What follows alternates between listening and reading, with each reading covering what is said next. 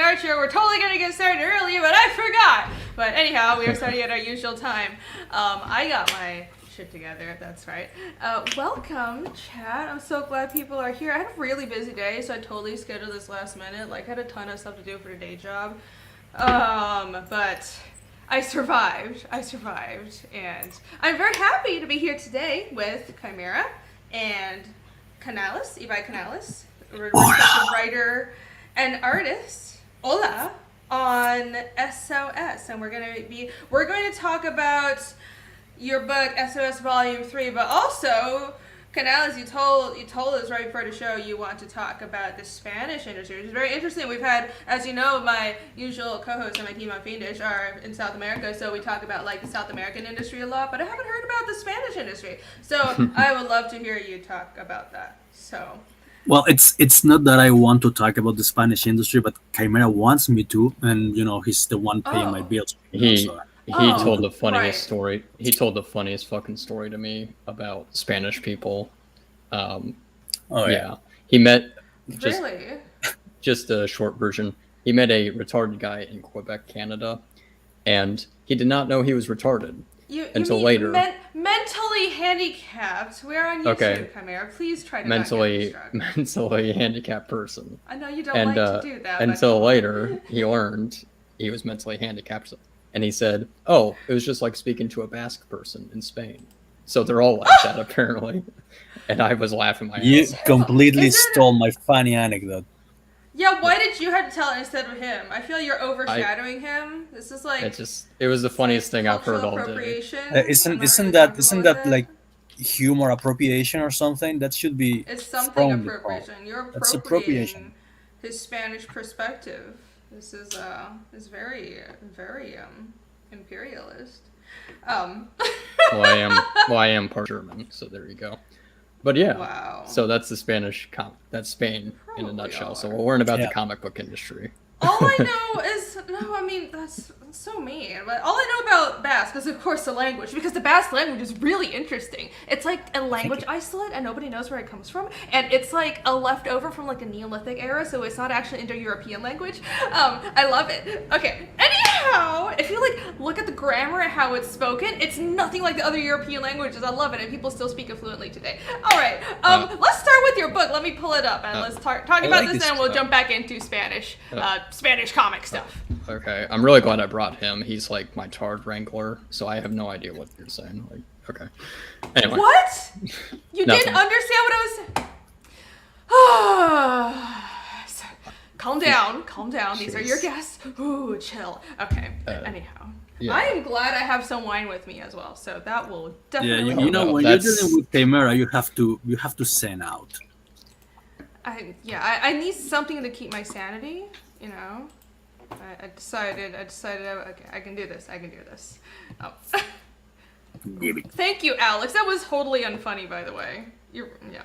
Which is kind of ironic because I actually get compliments about SOS being hilarious, and it's funny because I'm monotone. Well, you're like, you can write jokes, but like the way you tell it, you're terrible at verbally telling it. This constructive criticism. Hi, Nolan. Hello. Hi, John. Hello, everybody. Hi, Dango. Thanks for joining us today, Jeremy Burtz. I'm seeking my Zen right now. Yes, I have been seeking my Zen all day. There's been so much going on, but but also some good news. Kind of. I don't know. Yeah. I've been a little stressed. Blinko's is here. Okay, anyhow, so SOS Volume 3. Why don't you guys take it away and tell us about this book? Sure, so SOS is like a black comedy action series. Canales actually gave a good elevator pitch. It's like Ghostbusters meets Spawn. It's about three superhuman brothers who start a monster hunting business in New York. And it was actually based on stuff I watched in my childhood, like Justice League and mostly Jackie Chan adventures. That's actually a really good show. It was about demons and hunting down talismans. Never seen that one. I don't like. Not to mention the design. I don't know who was the designer. I think it was like a. It was the same guy who did Batman, the Batman in 2004. Jeff Matsuda. Jeff Matsuda. That's the guy. I really like his style. Yeah, and I tried writing like a version of that. These three demon brothers hunting down stones and fighting other demons. But then when I wrote it, they were just sociopathic assholes, and that's They the humor. are. I have Well, you know- read the first books. They are sociopathic. Well, you know what they say, right? What you know. Yeah, Clearly. yeah, This and book, you would totally be able to tell that Chimera wrote this book. anyway, yeah. So that's the humor I gravitated to when I was a kid. South Park and Aqua Teen Hunger Force. For some reason, my father let me watch those shows growing up. I have no idea why. So there you go. But yeah, and this is the conclusion to the arc. Oh, so this is the final volume in the arc? Yeah, pretty much. This is Okay. pretty much How many I... arcs do you have? Oh, no, just volume 1 to 3, and this is it. Oh, okay. It's like the Okay, finale. okay. So this is sort of, it's like 3 graphic novel series and that's it. Yep. I mean, it's pretty much how I expected to end it. I always pictured them fighting an army of demons in the abyss, confronting, spoiler, their father, the Demon King.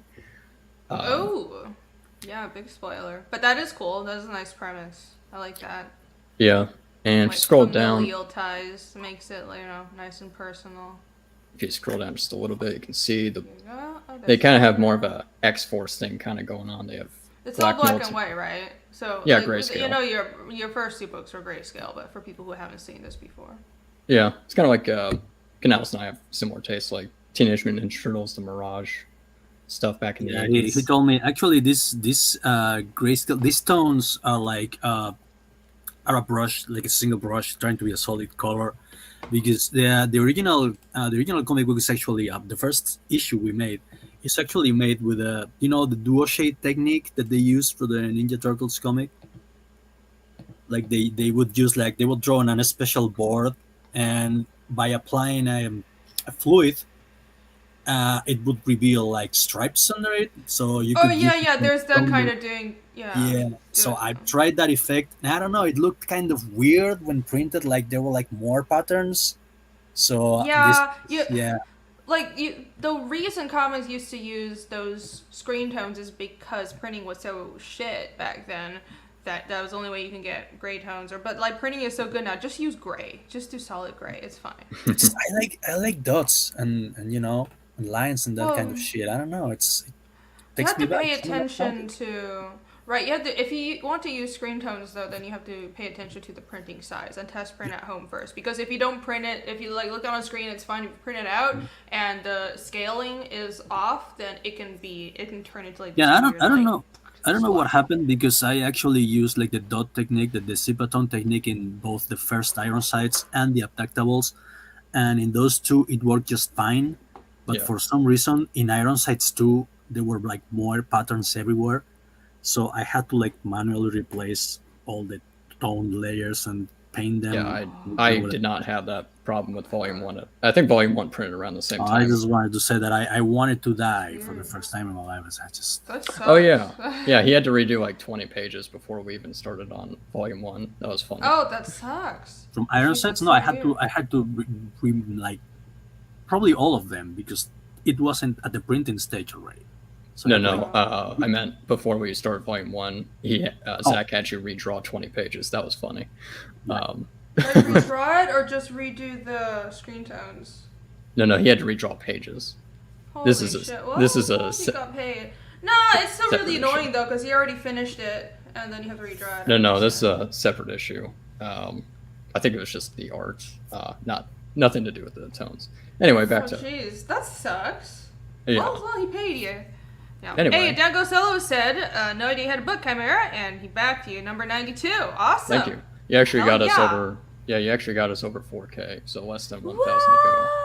Come on. That's Let's refresh this. And you have 9 days left, so it's a little over a week. Yeah, you're gonna hit it. 5,000. We're so close. Come on, everybody, back this book. It's a finale. Yeah, it's finale. And you have like options to get the previous books, right? You have like a catch up here. Yep, and I have add-ons and all that 1, 2, good 3. stuff. That's awesome. What add-ons do you have? Oh, just Volume 1, 2, and Ashcan if you want to customize your order. I can do all that. Okay. Yeah. And a couple of sketch cards I see. Yep, head sketch, original art, commissions, and Preston's pencils and the painting. But yeah. Okay. And I kind of cool. I revamped like the. that. campaign page. Ooh. So there's monster stuff. So you'll like that. Here's Okay. the oldest brother transforming into his utopian form. Huh. They I warned like that they could transform in Volume 2, so they've been practicing. They mentioned that they've been practicing, so hard work pays off, and he tears off a dragon's head.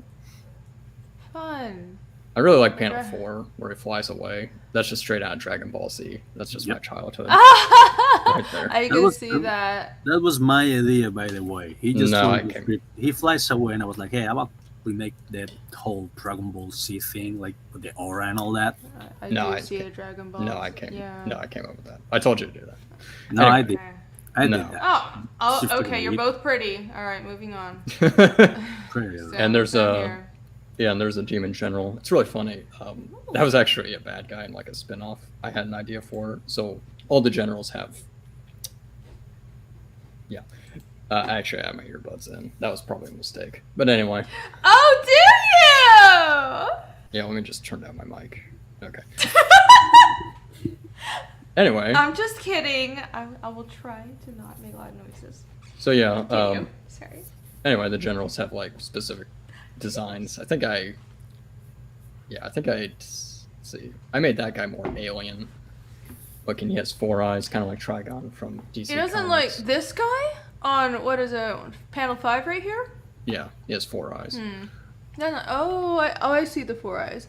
Doesn't that this whole specifically the way this guy is drawn reminds me a bit of Jason's style and Hinge style. I don't know why. Probably. I think Jason has some Bisley influence, and that's where Canales gets some. Yeah, I have a lot of Beasley Yeah. influence. I'm actually I see. yeah, I'm a bastard son of a lot of English British artists like Simon Beasley and Kevin O'Neill and all those guys. I see. Yeah. Oh, nice. Yeah. Yeah, it was kind of funny.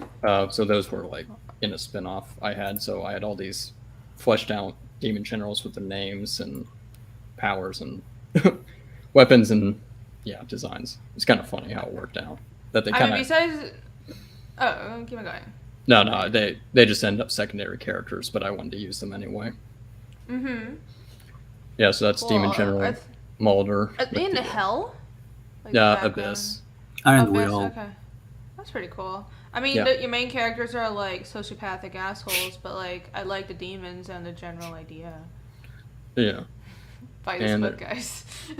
Yeah, and there you can see all the team. Actually, scroll up. I have a good group shot of the king and his 4 generals.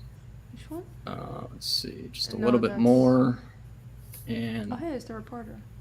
yep, and there you go. So there's Venotep like on the the top shit. left. Yeah, Venotep on the top left, Ava bottom left, Mulder on the top right, and Belshazzar on the bottom right. Hold on. Huh? Down Go Solos for $10 says, if I send super chats and caps, will you yell no? I will. Thank you very much, Down Go You could Solos. Oh, I'm argue that sorry. she You have uses to, everything she says. That's $10. You have to take a drink now. It's what? Why do I have to take a drink? It's $10.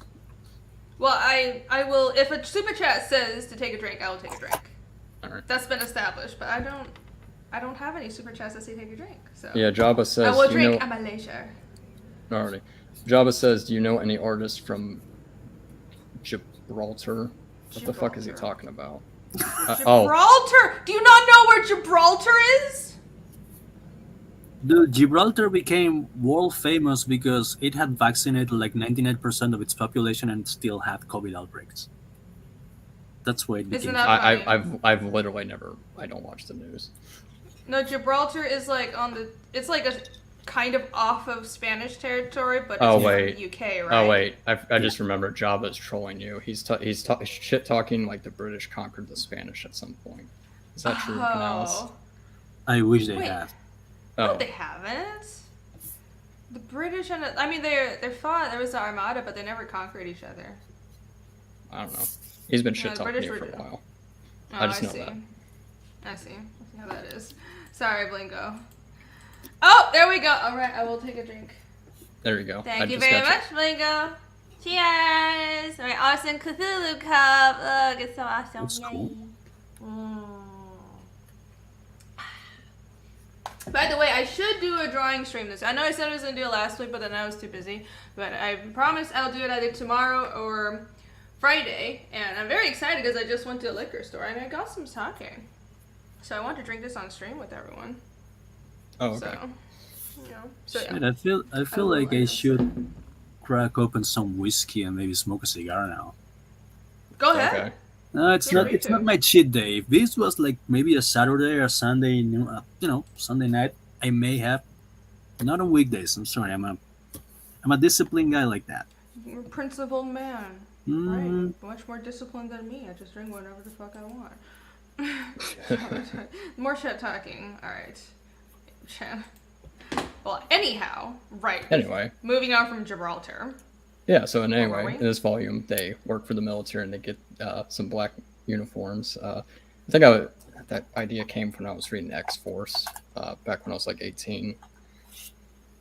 And so I just kind of pictured them. That's kind of how I pictured the end of the series.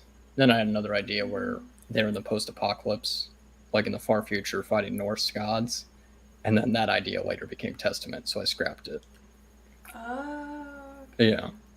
I obviously had to remove the brothers because Testament's not a comedy. But yeah, I would say the first half of this book has dark comedy and some action, and then the last half is just like pure action. Like they transform. Okay. Let me show a recent page. I showed Ooh, on Twitter. yes. Where the hell is it? Yay, monsters. Yay, monsters. I think it's this. Ooh, well, we have stretch goals too. Yeah. So here is. Prison Island. What's Prison Island? Australia? What are we talking about? Warm sake? Okay. I can heat it up. I don't know yet. There you go. Alright, here we go. There is the youngest brother transforming into his form. Actually gave Canales a sketch I did when I was like 16. So it's basically his hands become Cerebus heads, and he becomes basically a Cerebus monster. There, so Looks there you like go. one of those Egyptian gods. But Probably. with like more heads. Well, yeah. yeah, it has, like, three heads. I really don't know how to draw dogs, so I just draw Anubis every time. Yeah, I mean, it looks like a dog, but like the snout is super long. Yeah, it looks like Anubis, but it works. So whatever. Thank you. It works. Yeah. Cool. Very cool. And let's see. Just scroll down your stretch goals. So 7,000 is trading card by Kyung. Let me show that off. Ooh, all right. So do you have like trading cards right now? Or they just like meet your goal? Yeah, on the previous campaign, but that was just for that campaign. Okay. We'll be done with the book by the time the campaign ends in late March. So Yeah. I can't ship the stretch goals like when we hit it after I start shipping books. So we would probably have to hit the stretch goals by the time the campaign ends. You can just stop doing stretch goals. I did that. I know, I'm probably going to do that. So yeah, here's the middle brother holding a Oni's head. Cool. Let's see. Not That's seen. fan favorite That's carnage. I think Kyung's. people seem to like him the most. Yeah, Kyung Lee. I haven't do seen- like the middle brother the most too. I don't know why.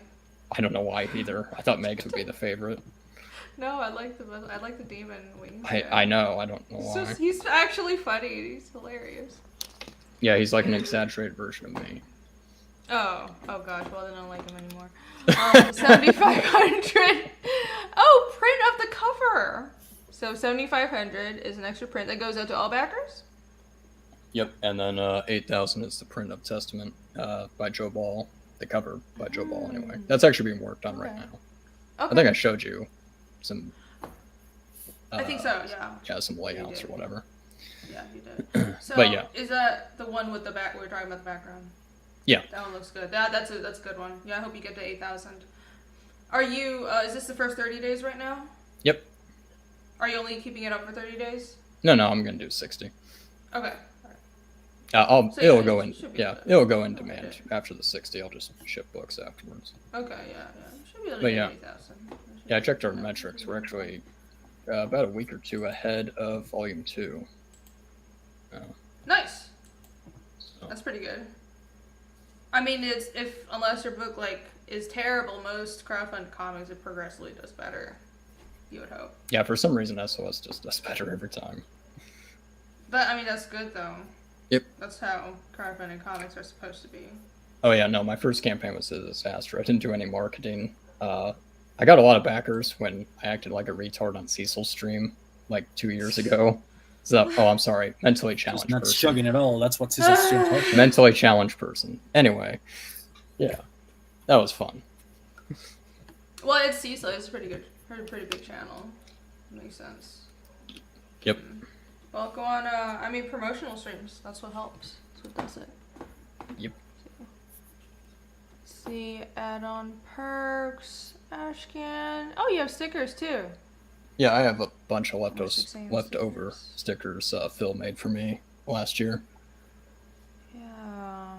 Okay. Stickers are a good add-on. And these are all available right now. Yep. Like current Ashcan. Okay. What's the Ashcan? Oh, that's just like a side story because I had so much material I had written over the years. I'm like, it's not pertinent to the main story. It's just a side story where they face the rogues gallery. Okay. Let me grab an ash can. Let me put on my werewolf mask really quick. Ooh, do we get a face reveal again? Yeah. Will his Yeah, face I'm slip? just revealing my face so as not to overshadow Chimera, because I'm just that hot. He actually has camera on because I kind of like forced him to. I was like, it's weird if I'm the only one with my camera on, so like, I social pressure. Yeah, I don't want my ring to be the only one showing her face. Yeah, Here it's just is so much Joe pressure Ball. for me. Here's Joe Ball's story. Cool. Basically, their TV turns into a killer robotic bird because they downloaded some software. That's kind of a cool looking thing. Yeah, that one's TV just with a that one's just a short story, but there's also a main story in the Ashcan where they face other villains. How many pages is it? 20. 20, okay. So just like in English, yeah. Yep. Java. Dang, I didn't know y'all had like a thing going on. It's like really coming for you. Oh jeez, or is he talking to me? I don't know, I always act like that. I can't help it. It's just how I am. I'm really confused, Chad. Alright. So continuing. That's Yeah. it? Should put more pages on here. No, the art looks good though. I like that they're monsters. Thanks much. Like I the more appreciate it. monsters, the better.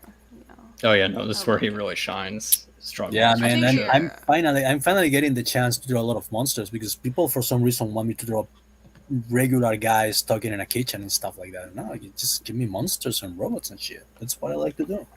Well, that's the thing with comics. It's like to get to the cool stuff, you have to draw a lot of like people sitting down and talking. Yeah. You have to like work your way through it, not make those pages look like shit. And that's what I'm currently struggling with. You just have to do it.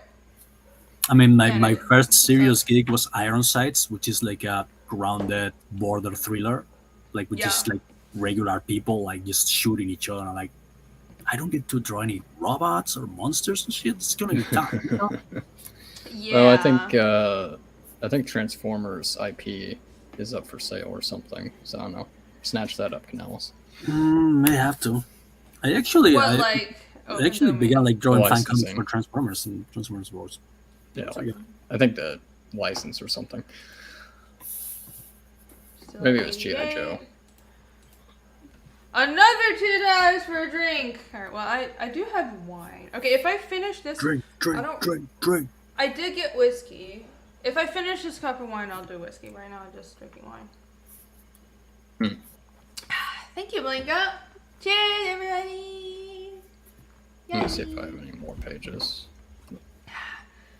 I really did need a drink after these couple days. It hasn't been that bad. It's just like I'm still stressed out about the printer for Fiendish, you know. There's still no progress, and I've been doing a lot of house stuff. But at least I've gotten like a lot of things I needed done. Like I repainted half my house, guys. Damn. I'm very proud of myself, and I'm like doing my own flooring and some drywall. I'm You're so doing proud. that yourself? Like you're not actually Yeah. hiring people to do it? Okay. I'm hiring people to do other stuff. Like I need a window replaced, but like I can do flooring and drywall. That's not hard.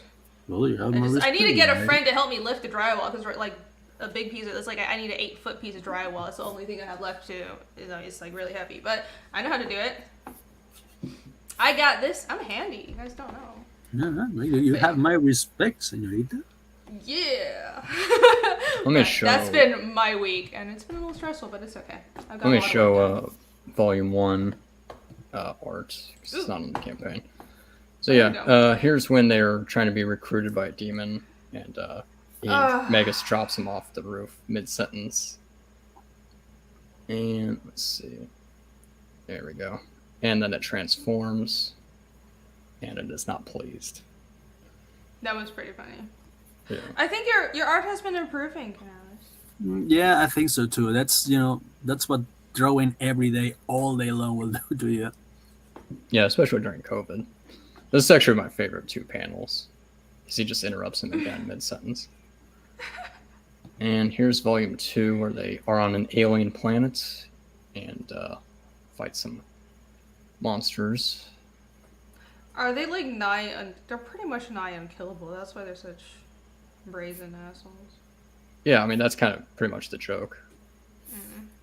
And there's Megas discovering his new power.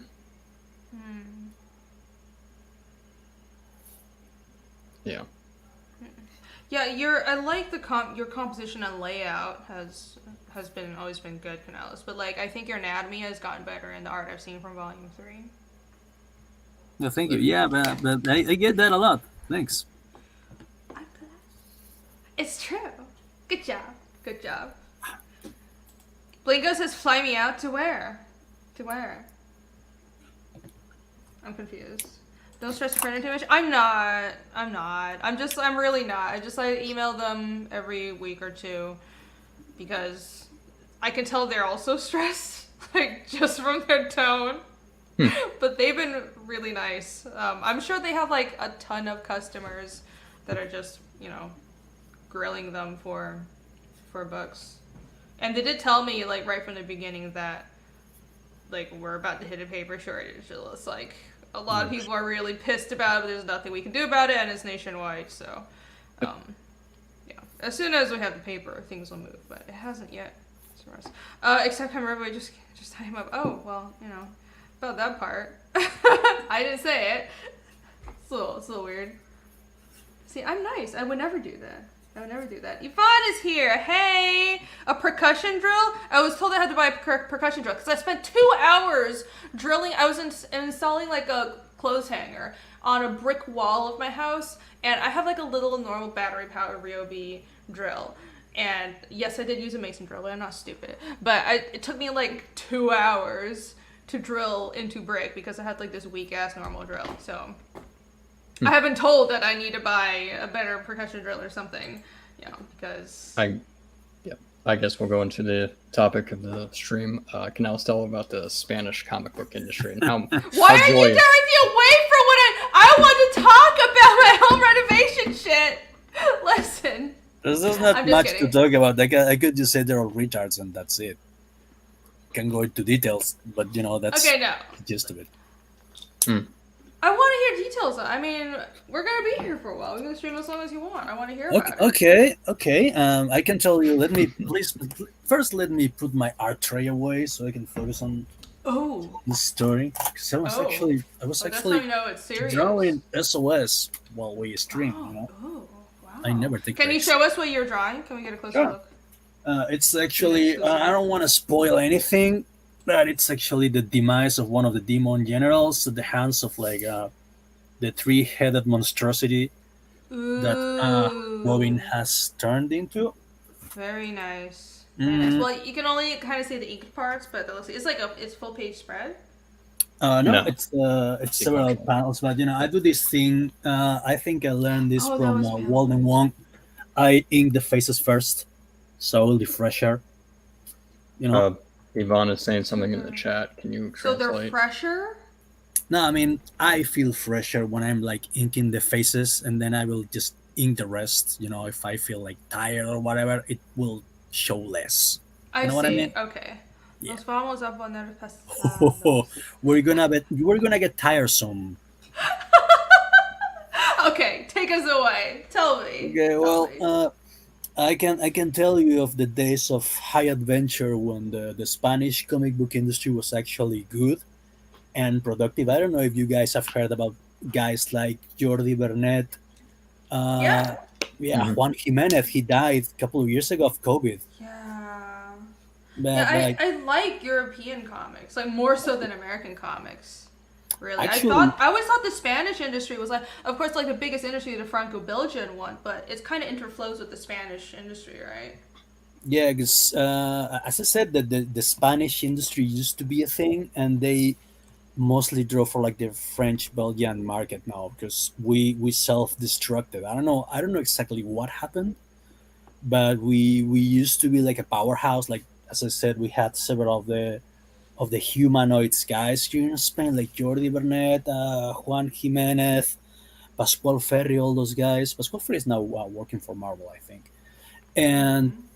at some point in the 90s, I think, I don't know, we began to like, I don't know, we became like our own bosses, so to speak. And I contend that Spain needs a dictatorship to work. It's like, there's more important. Oh This God. this age I'm talking about, this was like in the 60s and 70s when Franco was in power, and it was, we were actually making we were making money, actually. Like, it was a functioning industry. And then in the 90s, I don't know what happened. Like, the artists went full, I'm not a worker, I'm an artist. I'm gonna take my job home, and Oh you know God. I'm gonna draw whatever the Yeah. fuck I want. And I don't know if that's what happened, but something happened definitely. And we So are then, mostly, yeah, sorry, right. oh no, I was just gonna, so they're like not treating it like a job or an industry. Bro, Super artsy fartsy about it. they are so full of themselves. They make the guys at Marvel Comics look like Zen monks or something. It's amazing. So Oh. yeah, they're basically working for the French Belgian market now, like Diaz Canales and Guarnido, the guys who make Black Sabbath. Yeah, yeah. Yeah, Guarnita's just really good. yeah, He's one of my favorite artists.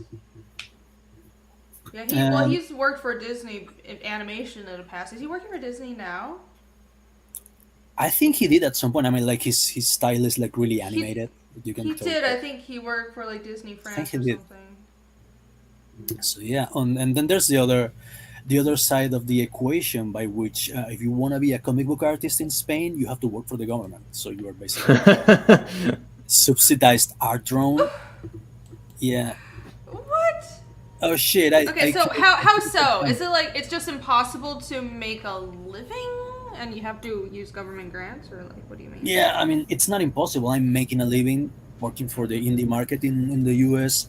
But my ex girlfriend, my not the last ex girlfriend, the one before that, because I don't know for ex girlfriends. But yeah, that one All these actually. crazy women. I mean, I need to tell you about Basque women one of these days. Holy shit. Anyway, yeah, Oh I remember boy.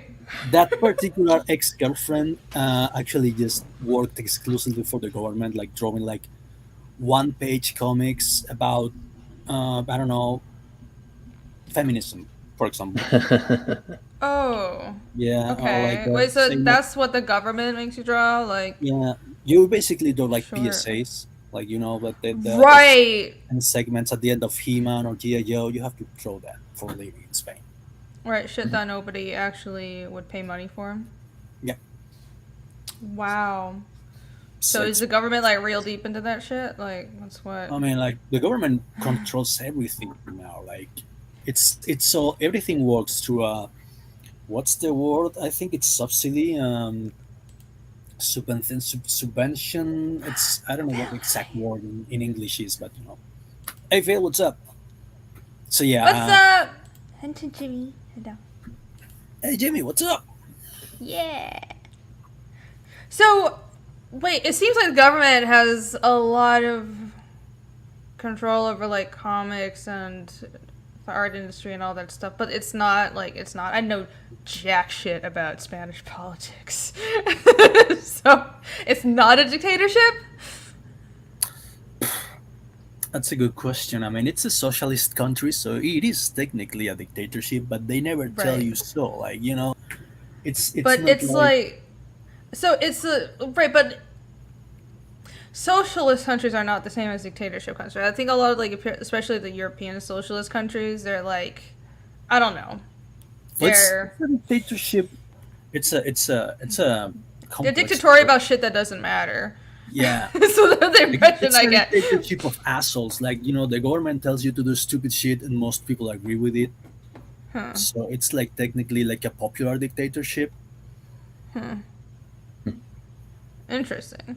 So like what would you say the problem with like the domestic industry? Is it just like it used to be flourishing, but most good artists, because they can't make a living doing comics in Spain anymore, they're moving away and working for other countries? Yeah, Is the that the good ones. situation? Yeah, the good ones move away. Like, I always say that there used to be a time in which Marvel Comics functioned on like British writers and Spanish artists, guys Mm-hmm. like Sal La Roca and Pascual Ferry, all those guys. Like, apparently Spain is cheap labor country for artists. And yeah, I mean, those are the good ones. The bad ones just stay behind and work for the government and do like shit, like corporate artwork that doesn't require much effort. So Hmm. and I think that the problem is that they are they let success get to their heads, and they don't think it's the same problem as in the US. Like, the US is beginning to be a Spain. Like, they think they're above their public. Like, I Yeah. create art, so I shouldn't be beholden to what my audience says. If I want to draw a 120-page comic talking about my grandmother in her kitchen cooking, you know, I should get paid for it. And if people don't want to buy it, then the government should pay me for it. That's the mindset. Huh. So like an elitist attitude. I mean, we Yeah, we talk about a lot about how the mainstream. I wouldn't even say mainstream, or it's the way sort of like establishment comics, right? It's very elitist here as well, and it's not cool. It's just not cool. Like being elitist is not cool. I don't know why the fuck people nowadays, especially our generation, think it is.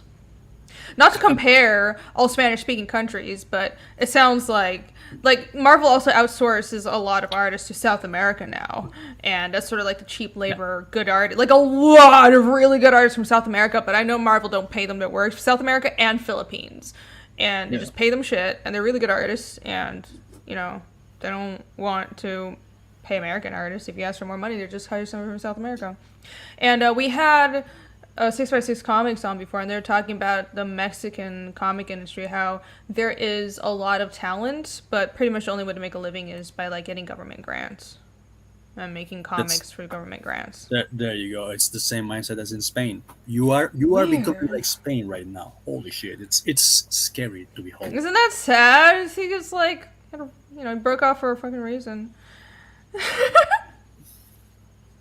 The Spanish are crazy because the heat cooks their brains. Oh, damn. Hmm. It's Spain is actually colder than you think. I live up in the north. This is like the UK. It's cold and Dude, rainy all the time.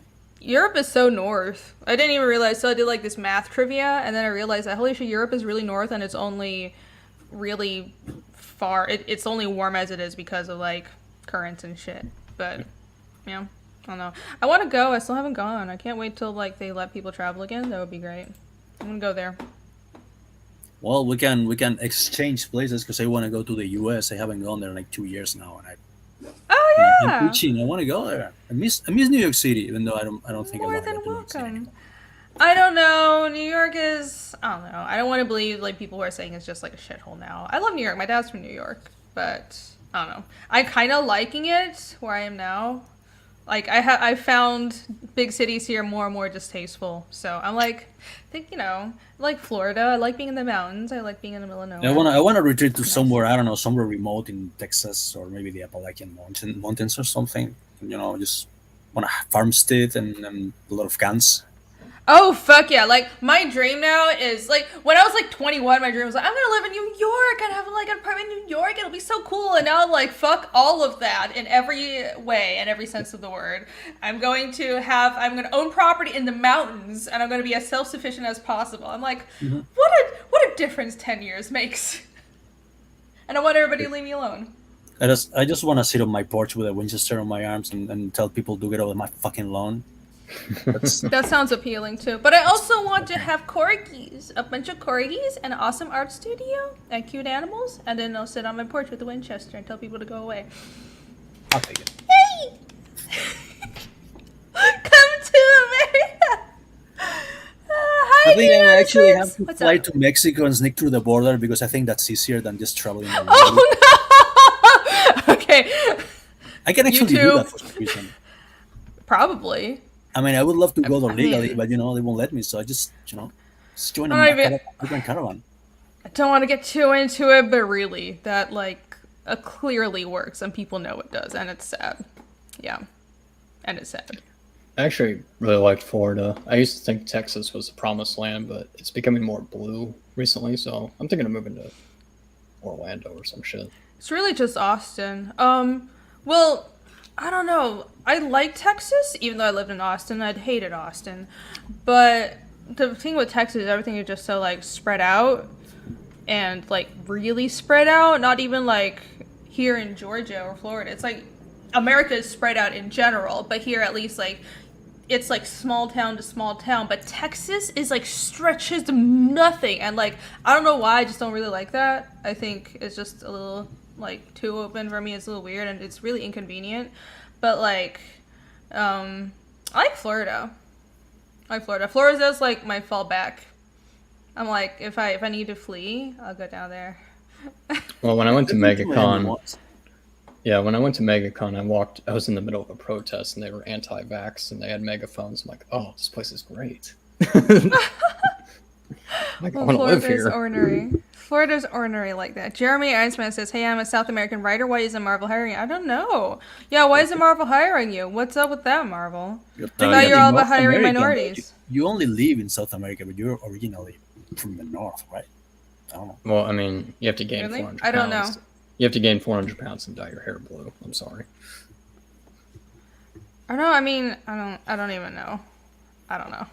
Hey, we're not gonna be mean. They're not 400 pounds. They're just high. They're just, a little weird, a little off their rocker. Put them up against a wall. And you have to agree with everything they say, or they won't give you work. That's just how it is. Yeah, that's the main problem I have with the Spanish industry. Actually, they're like, say what we want you to say, and I'm like, nah, how about fuck you instead?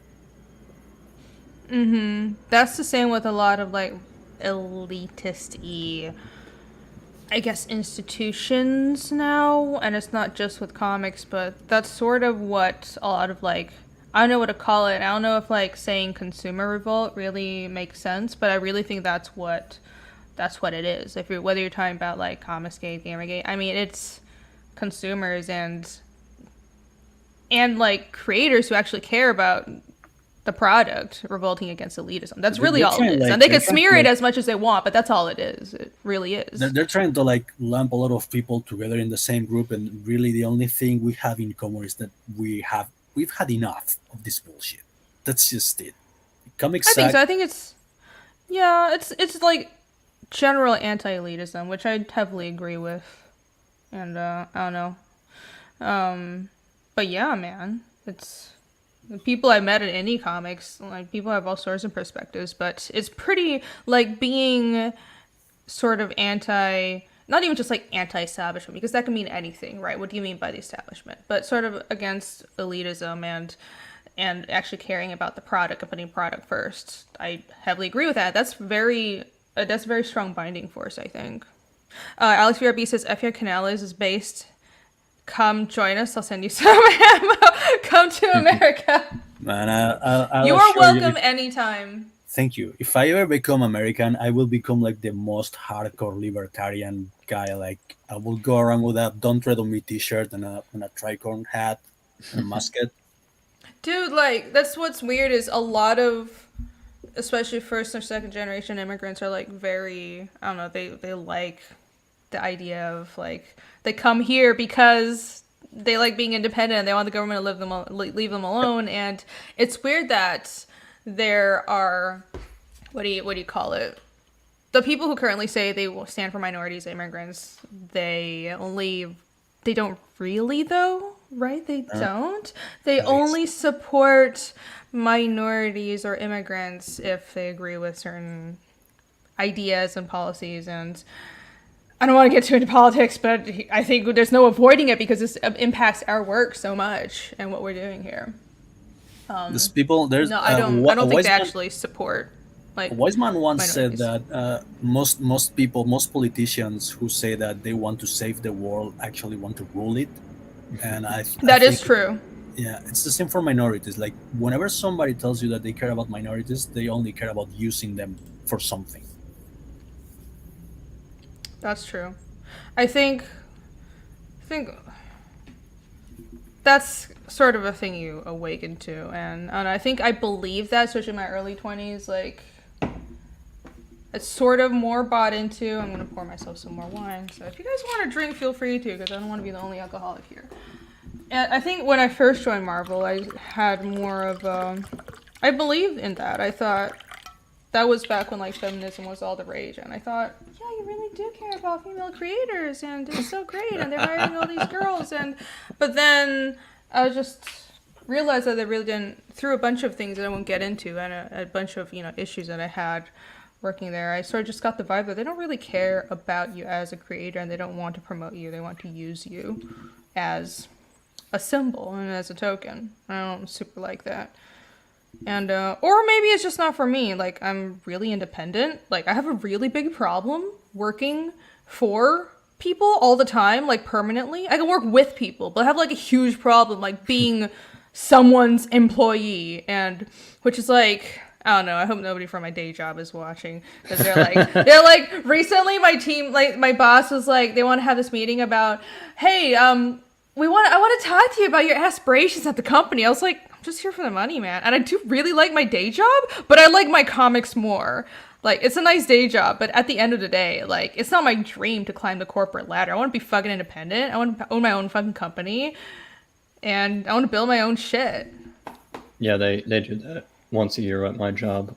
I just make up shit. I'm like, oh yeah, I want to stay here forever. Yeah, totally. I mean, I wouldn't mind staying there, but I have no like aspirations of like, I wouldn't want to be a team. Like, I don't want to be a producer because that means I don't get to draw. The only reason I like my day job is because I get to work from home and I get to draw, and that's all I want. I don't want to manage people. I don't want to be a producer. Like, I'm happy with the money I have. I'm earning money on crowdfunding comics as well. I'm fine. Like, literally, I don't get it. It's some people want to climb the corporate ladder. That's cool, but hey. No, I couldn't do that because I me. always draw. Like I have like a compulsion to draw. I mean, if I'm like Mm-hmm. I'm driving, I'm drawing with my own hand. And I was in art school and I wasn't doing anything. It's just doodling in my notepad, So I'll never be proficient in anything that is not drawing because I can't focus on anything else.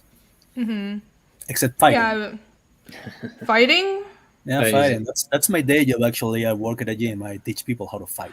Oh, I didn't know that. Oh, that's cool. My I used favorite, to do like, not seriously, but I did a bunch of like martial arts. my It was favorite fun. I love story. that stuff. My favorite story of Canales. Canales has been banned off Twitter like 5 or 6 times. My favorite story is when Nice. some guy in Britain challenged him to a fight, and Canales said, "Come to Basque, I'll beat your ass."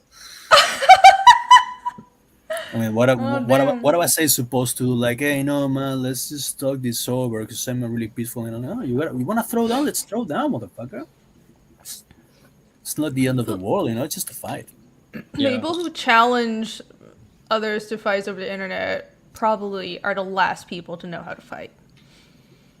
Like, if you know anything about fighting, well, there are some people who are just like, they're just naturally like really tough, and they're just these giant dudes who go around picking fights. But like, if you do martial arts, the first thing they teach you is like to avoid fights. It's for self-defense. But if you have to defend yourself, you know what the fuck you're doing.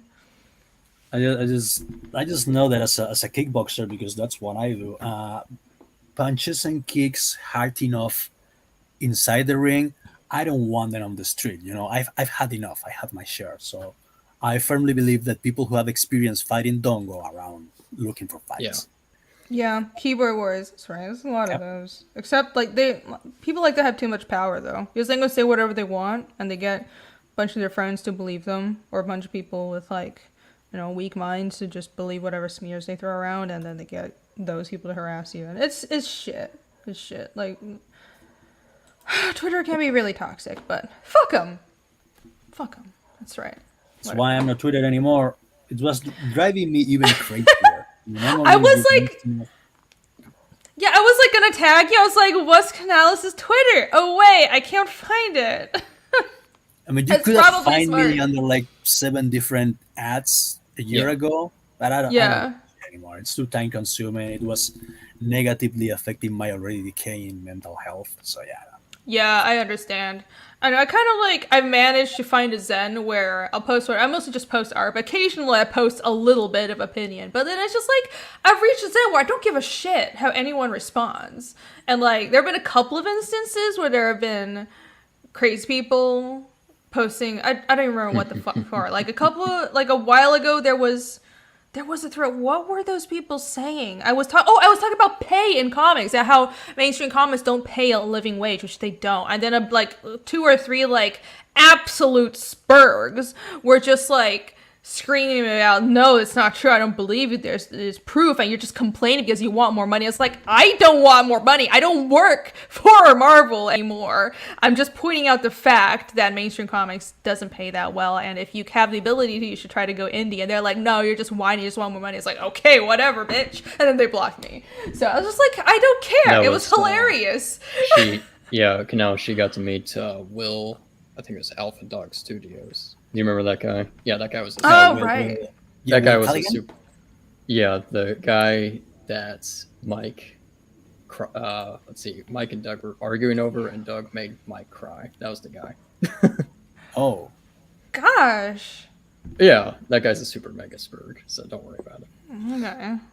Well, I don't know what he said, but I'm not gonna cry about anything. He just made no fucking sense. I was I'm talking about. I was replying to what Eric Canetti was saying, which was that mainstream comics don't pay what the work is worth. Literally the amount of hours that you have to spend to do any comic, even if you have simple style, the pay isn't worth it unless you're a super heavy hitter like Sean Gordon Murphy or some shit. You can ask for $600 a page or more or something. But they don't pay, because if you've worked in gaming and animation, which I have, the difference. And animation doesn't even pay that well. The real money is in gaming and in corporate design and web design. That's where artists can make good money, and in advertising. So once you know that and have that experience, you'll understand that comics is a really badly structured industry that really is just there to take advantage of the creators, especially the artists, because art takes so fucking long to do. So my point was, I want people to know this, especially the younger artists, because you have a lot of younger artists that just, they want to make comics, and they have stars in their eyes, and they get hired at these publishers, and they're willing to work for absolute peanuts, and it drives the wages down for everybody else. And my argument is, well, really, if you can find a writer, or if you have any ideas to go independent, you really should, and try going on Indiegogo, because that's where that's a healthier business model. It's more work in some ways, but in the long run, that is going to be a better financial return, and also more, I think it's more stable, and it's more long-term solution if you want to do comics. And you have these idiots who are oh no, I don't believe it. It's did you work for Marvel, bitch? I'm just saying the fucking truth. So what the fuck ever. Yeah, it was a lot of dumb people on Twitter. It was a great idea to have her drink the stream improv. I was supposed to be the one ranting about the Spanish comic book industry, and look what happened. You didn't even rant. I was expecting more. No, yeah, it's probably because it's 3 a.m. and I'm feeling low on energy, so Yeah, we were supposed to start. If you ask me at 12 noonish, I would be a volcano of rage. I'm fuck. Oh my god, I'm gonna be a volcano of rage right now. Get some coffee or wine or whatever. Fires you up. Come on! Stop snorting cocaine in my 20s. I never should have stopped. Oh, well, but now is the time. Embrace the coke. It's the nostalgia. It's the 1990s are back. Oh yeah, embrace the nostalgia. And listening to Nickelback. Oh boy. Oh god. You know what? Can't lie though. I like Nickelback when I was like 13 as well. They had a few good songs. They did. They did have like 2 good songs. Yeah. Yeah, and then the rest all sounded the same. But I mean, I can't decide if like Linkin Park is awesome or cringy. But honestly, I've reached a point where I don't care. I still like them. They're cool. I actually I thought they were awesome until I improved my English and I began to understand the lyrics and I was wow. This is like Well, I mean, it's not like mind. It's not like transcendental or something. But no, I mean if you lyrics as are- a Spaniard, you know, if I unplug my my English speaking chip and I just listen to the music, I'm like, oh, that's pretty cool. You know, Yeah. you just have to ignore what they're saying. you know, that's the thing though. I can't really think of amazing lyricists in English music. I can think of a lot in like Mandarin music and Taiwanese music, which is weird. Like a Wang lot of Ching Mandarin Chong. music is yeah, Kami, that's what they all sound like. Yeah. Actually, here, hold on. So, anyways, so in a lot of Mandarin music. The lyrics are like super poetic and like there's so many layers of meaning. But in English music, I like it and the lyrics are good, but it's not like poetic. I don't know if it's just like Americans No, are not lyrics used to cultured be or some good. shit. They used to be good until like I don't know the early 2000s. I allow you and back. then we gone to hell. Thank you. For I like now. listening to Nordic metal, Viking metal. I was Yeah, I usually listen to Ensiferum. And some Sephiroth. other. Yeah, some Celtic. I also listen to Celtic metal. Kruachan. Celtic metal. I mean, most metal, well, European metal. I actually don't, I like metal, but I don't super like death metal, but I do like a lot of bands like Word Runa and HELLION and like kind of the Nordic. Druna's great. I'm more of a melodic Yeah. metal myself. Yeah, I like symphonic melodic metal. I really like Nightwish. And recently I've been introduced to Rammstein, which I always knew about them, but I just never heard their good song because, like, Du hast is not that good to me. Really? Yeah, like Bang Bang Bang, Bang. bang, A lot of their bang. like most famous songs are not their best songs. Are you sure? But then, yeah, I'm sure. A lot of them, not all of them, but a lot of their most famous songs. Like, I just don't think. What is it? Bang Bang Bang. That one was Firefly, and Firefly. yeah, and Du hast is okay. It's good, but like. The like really just like transcendental, like mind blowing ones are like I found Deutschland and I was like, what the fuck is this? Oh my god, this is so good. And some of their more obscure songs, AC really likes Rammstein and she finally introduced some of their songs to me and I was like, they are really good. They have a song about like called Donaukinder. It's about like fucking fish in a river and some ecological disaster, but it sounds so good. It's weird. They're really weird, but I tend to like bands like that. So I linked anyhow, one of my favorites in the private chat, Ensiferum. Engel. I like Engel. Yeah, AC hates it. Or I think she said she doesn't like, but I probably my like favorite Engel. Rammstein song is Du riechst so gut. Oh, I don't like that one. No, okay, we can be friends It's now. weird. I'm Oh, out okay. of the Well, all right, bye. stream. I'm just kidding. It's most of their songs are good. Like clearly they're good, but it's not my favorite. Yvonne says Du hast is good, but they have far. Yeah, exactly. That's the thing. That's the thing. And I have standards. I'm just kidding. Links, thank you. La Polla. La Polla. That's Spanish. I always Pola, like to Polla. listen to American speaking women say that. I mean, I try. I didn't realize it was Spanish. I am learning Spanish. Oh, so Yeah, you so- know what that means, right? Chickens? I will give you chickens. No, it actually means Pollo is The chicken, dick. right? the dick record. Oh, really? Dick? Yeah, but it's also it's like an idiom. Like I it's, thought it- you you guys know- must have like 10 different words for penis because I thought Oh, yeah, penis no. was pene. Because I learned to insult people, chiquito pene. What does that Yeah. mean? Small penis. small. Why is penis. that the go-to? I mean, that is. I mean, yeah, I guess.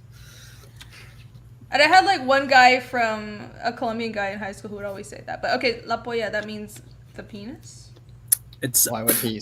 I'm it's sorry. it's an expression. It can also mean fucking awesome records because when you say something is the dick in Spanish, you mean that's fucking awesome. Eso es la polla, that's fucking awesome. Oh, that's so funny. That's the same as Mandarin, as specifically Taiwanese Mandarin. So in Taiwanese Mandarin, the way you say fuck is diao. So you can say like, that thing is很diao, and that means that's really cool. But diao, technically, the character means penis. And in Cantonese, it's a swear word that's censored on TV. So in Cantonese, the character is pronounced diu, and that also means fuck, but it's like actually saying fuck. But in Taiwanese TV, it's like not as high. It's like weird. It's like not censored at all on TV, and everybody says, and then kids say it. It's strange. I guess we just have a higher tolerance for profanity. But yeah. It also, we swear just by yelling dick at each other all the time. It's fun. That's what most people do. I like these, like, intercultural similarities. Everybody likes yelling dick! Woo! So is this a record company? La Polla? No, that's actually a Spanish, well, actually a Basque punk rock band. Yvonne, don't laugh at me. Oh, it's a punk rock band? Yeah, it's a punk rock band from the 1980s, Okay. from like the whole punk scene in the Basque country. Yeah, it's pretty radical stuff. Cool. No speaking Spanish on stream. Well, there's only one person that's fluent, so we won't have that like last time. I could speak in Basque, and I will be blowing your minds, but I won't do that. Okay. I Oh, won't you speak Basque? You didn't tell me tomorrow. that. Yeah, Of course I can speak Basque. I'm Basque. You wouldn't Yeah. be Basque. You didn't say that. You said like, I mean, you started the stream by insulting Basque people. So, Both concepts are not mutually exclusive, you know? well, you didn't tell me I'm that. surrounded by That's assholes doesn't mean I can talk to them. so cool. You speak Basque. I do actually. That's cool. Oh my god, the language is really cool, guys. So, yeah. This is really cool. It's like a Stone Age language that still survives. You know how cool that is. Okay, hit us with some Basque. Yeah. So you Say- do you want me to speak something in Basque? Okay, sure. Teach me a swear word, or how to tell somebody to fuck off. Swear. That's complicated because we don't actually have swear words in Basque. We have to like compose insults. So if I were to call you a bitch, for example, I will have to call you an emagaldua, which means a lost woman or a woman who lost her way. Okay. Interesting. Magaldua. So that's kind of like Chinese, where there aren't that many swear words, but to curse someone out, you just say stuff like fuck 18 generations of your ancestors and stuff. It's cool. Yeah. Yeah, to call you a bastard, we call you a sasikumea, which means a false son.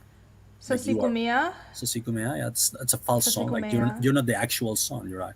Oh, interesting. Cool. I only remember one of those. Sasikumia. Yay! Now I can secretly tell people off, but they won't know. This is the Yay, most extreme reaction I've ever gotten for speaking Basque. No, I like Did you know I like languages? This is really exciting. I don't know. Let's see. What I can teach you something in Mandarin. Well, I already taught you diao, or diu. I can say Cantonese. yeah ni hao, and I can say xi xi. Oh yeah, those are the Xie xie. basics. A lot of Yeah. people know that. Xie Xie xie, thank you. Yeah, that's Well, Chinese is really hard to pronounce, though. What do you want to learn? Do you want to learn something nice like, this is my name? Or do you want to learn to cuss somebody out? I don't know. How about something that I can get tattooed on my arm? 'Cause everybody likes Oh. seeing Chinese words to do, like Energy or some shit. crusher of my enemies. How do you say that? in 精忠 Chinese? 报国. Sorry, that's from like a historical story about this guy who like avenges family, and his mother tattooed like 精忠报国 on his back, and it means I will respect my duty and will avenge my country. And it's like this famous story about this general I'll in take it. Chinese I'll take history. it. Yeah. So, but well, you want to. I don't know what else to. Yeah. If you want to cut somebody out, like fuck your mother, it's gan yin yang. So that's easy. Now you know. Can you know? Okay, I'm taking notes. What? Yeah. Gan is another way of saying fuck. Gan. That's actually vulgar in Taiwan, and ni is you. But sometimes if you say quickly, we pronounce it ni instead of ni. And Niang is an archaic way of saying mother, but sometimes That's what I people- heard about Chinese. I mean, about Mandarin, that if you pronounce a syllable the way it is, and you completely change the meaning of the word. Okay. Yes. Oh yeah. So ma ma ma ma. I just said 4 different words. Huh. Yeah. So you have to get the tone right. And honestly, if you're a foreigner and you don't get the tone exactly right, people are understanding of it. It just be a little hard to understand, but you have to get the tone. So I just tell people it's like singing, because a lot of like, especially like European language speakers don't quite get that, because tone doesn't really matter that much. But I think in Spanish it matters more. Like English speakers have a really hard time understanding that. But in Spanish, like esta and esta are different. So it's just the same in Chinese. Like the way you emphasize actually it matters. the accent. We call it accent, but Yeah. it's not how you call it in English. Again, I don't know the exact word for it. But yeah, that thingy that you put on top of a vowel, to signal that. Tildes. Yeah, tilde. Yeah, tildes. So yeah, that's But how in you know. Chinese, there's like 4 or 5 of them in Mandarin, and there's like 6 in Cantonese because they're crazy. But yeah, So, anyways. Gan Ni. That's how you say it? Niang, Gani Niang, 3 words. Gan Ni. Oh no, why did I teach him that? This was a bad idea. Thank you. You open Pandora's box, woman. I have. What have I done? I'm a language learner. I'm not quite a polyglot yet. I only know like 3 languages, and I'm learning 2 more. So That's I'm not still pretty good, actually. But I don't like speak any. I don't count a language. I don't speak it if I don't speak fluently. It doesn't matter to me. So Well, you invented I your don't know. own, so I guess you automatically know 3. I guess. Well, I already know 3. I speak Hakka as well. It's my dialect. But yeah. Well, I hope to be relatively conversational in Spanish soon, because I am working really hard. I do want to learn Spanish as quickly as possible. Chin Chin? I don't know. Is that just like general Chinese sounds? You guys teach us something awful? There you go. Yeah, getting out. Well, to like what I said before is, I'm sorry. I don't know if like anyone in chat is interested in this, but like you guys know I'm a language nerd, so this is what you're gonna get. So like a pretty bad insult, sort of, is like I said, the way you insult somebody is like tell somebody to like fuck 18 generations of your ancestors. The way you say that is 操你祖宗18代. So, Cool. 操 is another way of saying fuck. So you have 干掉 and 操. So you have like several ways of saying fuck. Yeah, or damn. It's weird. We're very creative. And 你 again is you. 祖宗 is ancestors, and 18 is 18 代, means generation. So 操你祖宗18代. There you So go. do you know Japanese? Because you mentioned you went to Japan once. 少しは話せです. Okay. 日本語話せですか? Yeah? Well, never mind then. I only know a little bit. The languages I'm learning are Japanese and Spanish. Those are the ones I'm serious about. I dabble in other things, other languages, Duolingo, but I'm not really serious about those. What is that from? That's from Fist of the North Star, I think. Fist of the North Star, right. All I know is it's a meme. I never watched Fist of the North Star. That's know. pretty good. My brain is tuned to Yo-Yo, and whenever somebody says something about an anime, I immediately think Yo-Yo. But no, that's not Yo-Yo. That's Fist of the Right. North Star. It's the other matcha.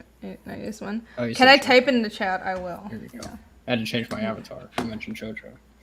There you go. Oh, Yeah. finally. Thank God. Oh, okay. Okay, I'll change back. There we go. What is this? I have no idea. 此人在. 此人在. You got it wrong, Yvonne. So I was teaching Yvonne to speak Chinese and swear in Chinese as well. You got it wrong. It's 此人在. And this is a hard one. So if you want to call someone like sort of like a damn bastard or like absolutely useless person, and it's like a little worse than saying damn bastard. 人在 kind of just means like garbage person or person like human pulp. So 死 means dead. So if you want to call it just someone like absolute waste of air in general, you say 死人在. So yeah. That's But cool. it's I mean, it's hard to pronounce though. That means that as a Japanese person, you have as a Chinese person. How you have dare you? creative- I'm just kidding. I know, but We are I very was saying creative. you have to be creative because as a young person, you have to learn how to compose like really creative insults. That's Sort cool. of. But there's cool. like standard ones that you go to. There's like, still a few sort of insults that you go to. But yeah, the thing with Chinese is like, the writing is honestly not that hard, but the pronunciation is hard and the writing is hard. So the thing with Indo-European languages, the speech comes before the writing, but with specifically Mandarin and kind of with Japanese as well. And like people complain about the writing being so hard and pronunciation because especially Mandarin, and then Japanese borrowed a lot from Mandarin, even though the spoken version, like spoken Japanese is a language isolate. Japonic is a language isolate. It's not related to Chinese, but they borrowed a lot of the writing system from Chinese back in the Tang Dynasty. In Chinese Mandarin, the writing comes first. So that's why in different areas of China, you can read the same sentence and pronunciation will be completely different, but the meaning will be exactly the same. And the writing is more complicated than the speaking. And speaking Chinese is not that hard. Once you get the pronunciation and the tones right, like there is no tense, there's no gender. I did a couple of lessons of German and I was like, at first it was so easy. It's like, whoa, it's so much like English. Like mother is just Mutter, father is just Vater, and like water is like Wasser, and it's so similar. And bread is a Brot. Blood is right, blood. But like then you start getting into everything is gendered, and there's genitive forms of everything. There's dative forms of anything, and it's a pain in the ass. It's like Spanish is gender, but German is like twice as hard on that, because when you say my father and my mother, the my in German is different. So you say mein Vater and meine Mutter, because meine is feminine, and everything is like, it's 10 times harder. And I'm already learning Spanish. I can't deal with another language that has like a million different gendered forms, and yeah, I just can't do it. But anyways, no, I don't.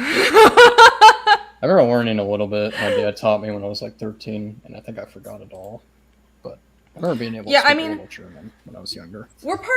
My family's part German too, but nobody really speaks German anymore. But my dad would always say random German words like Gesundheit. He was always saying Gesundheit instead of bless you, and wunderbar, and random words like that. So I know some random words, but I don't like fucking speak German at all, and it's like too hard.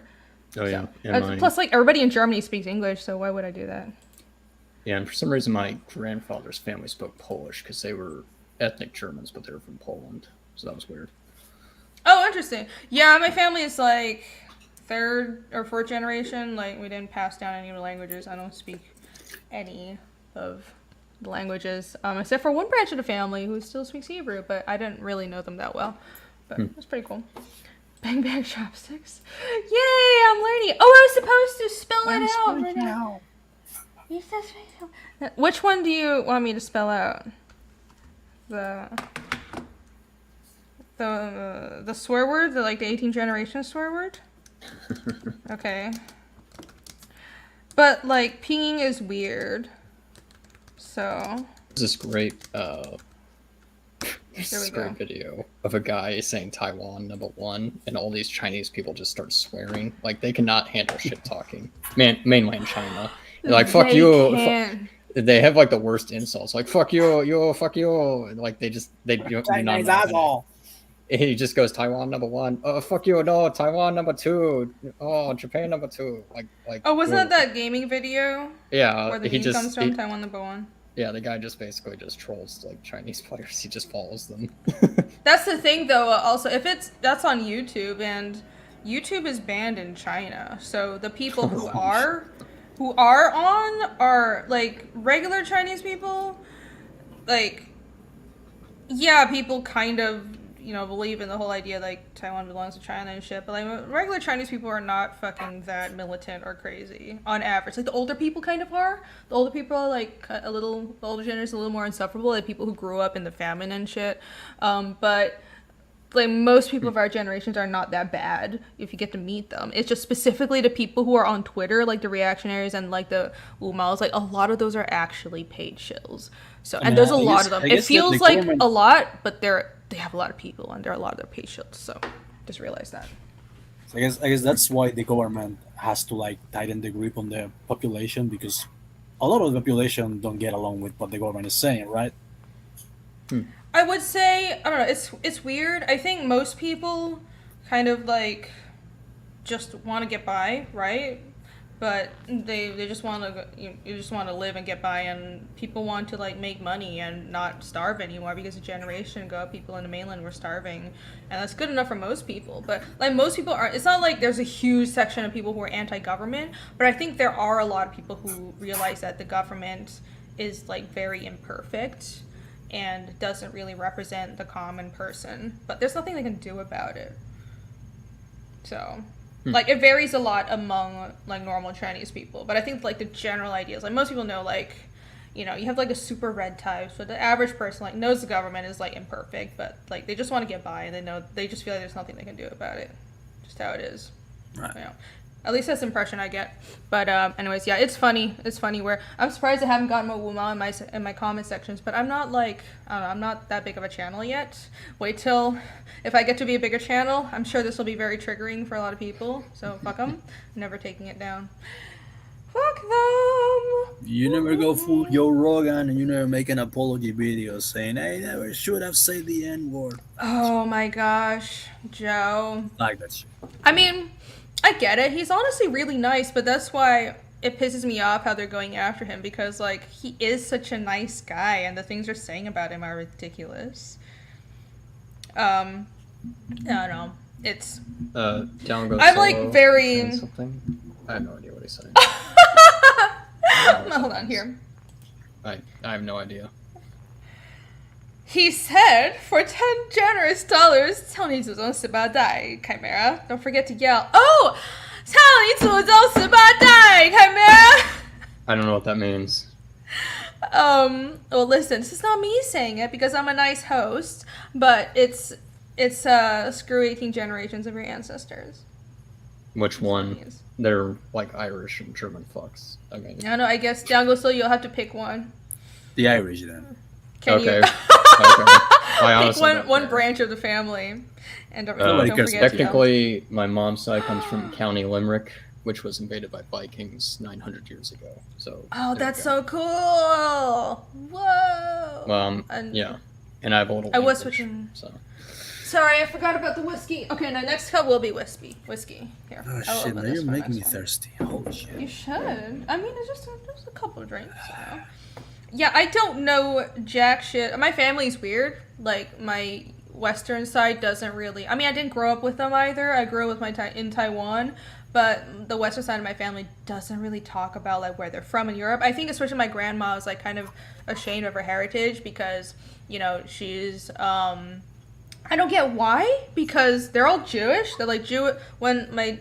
grandparents are Polish Jewish and German Jewish, but my grandma was the side who was German Jewish, and she was like really ashamed of being like having ancestry from Germany. I was like, what do you care? You're Jewish. So she like never. I don't know anything about where exactly my ancestors are from Europe, but they're from somewhere in like Central and Eastern Europe, somewhere out there. You could always do one of those DNA tests. I thought of that. I was like, oh, do I want to give them, like, some big company my DNA? But it's like, come on, they already have my information anyway, so what the fuck ever. It would be really cool to know, because I'm, like, a giant mix of a bunch of shit. I kind of want to know. It would be pretty cool. I'm pretty sure my dad's side has some Arab blood in it. Because, holy shit. yeah. But you're Spanish! Like, Spanish people are, like, he's- mixed with Arabs.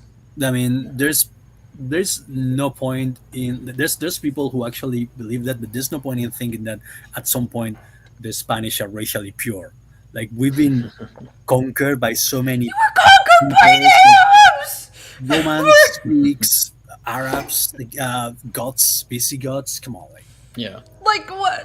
Of course! Like, what? It's like, racial period. Well, like, what does that even fucking mean, though? Because... I mean, I guess Like- that could mean something in some like isolated part of Northern Europe, maybe, but Spain. Maybe. In like a really isolated part of the world, I'm sure there's people like if your ancestors just been there for like 1,000 years, but like there's less and less of people like that, and you know, But ultimately, anyone who whatever. like wants Who cares? to build an ethnocentrist state in Spain, that's retarded.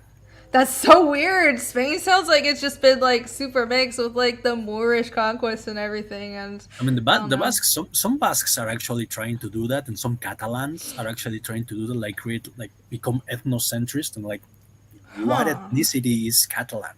Like, and Interesting. Like, I get it with culture. Like, I want to preserve everyone's culture. Like, I want like I want like I know Basque is like it was a really endangered culture and language. I want that to be preserved. But who cares about like race?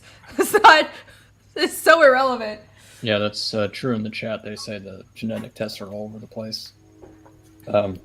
Yeah, because like my dad had us a lot of German, and then it came back mostly British because the Anglo-Saxons. So Right. Yeah, it's just hard. Yeah, to they're tell. all over the place. It's like you can technically your ancestors could have immigrated from Germany, but they could have like 2 generations before they were in Germany, they immigrated from Russia or something or Finland, and you just don't know.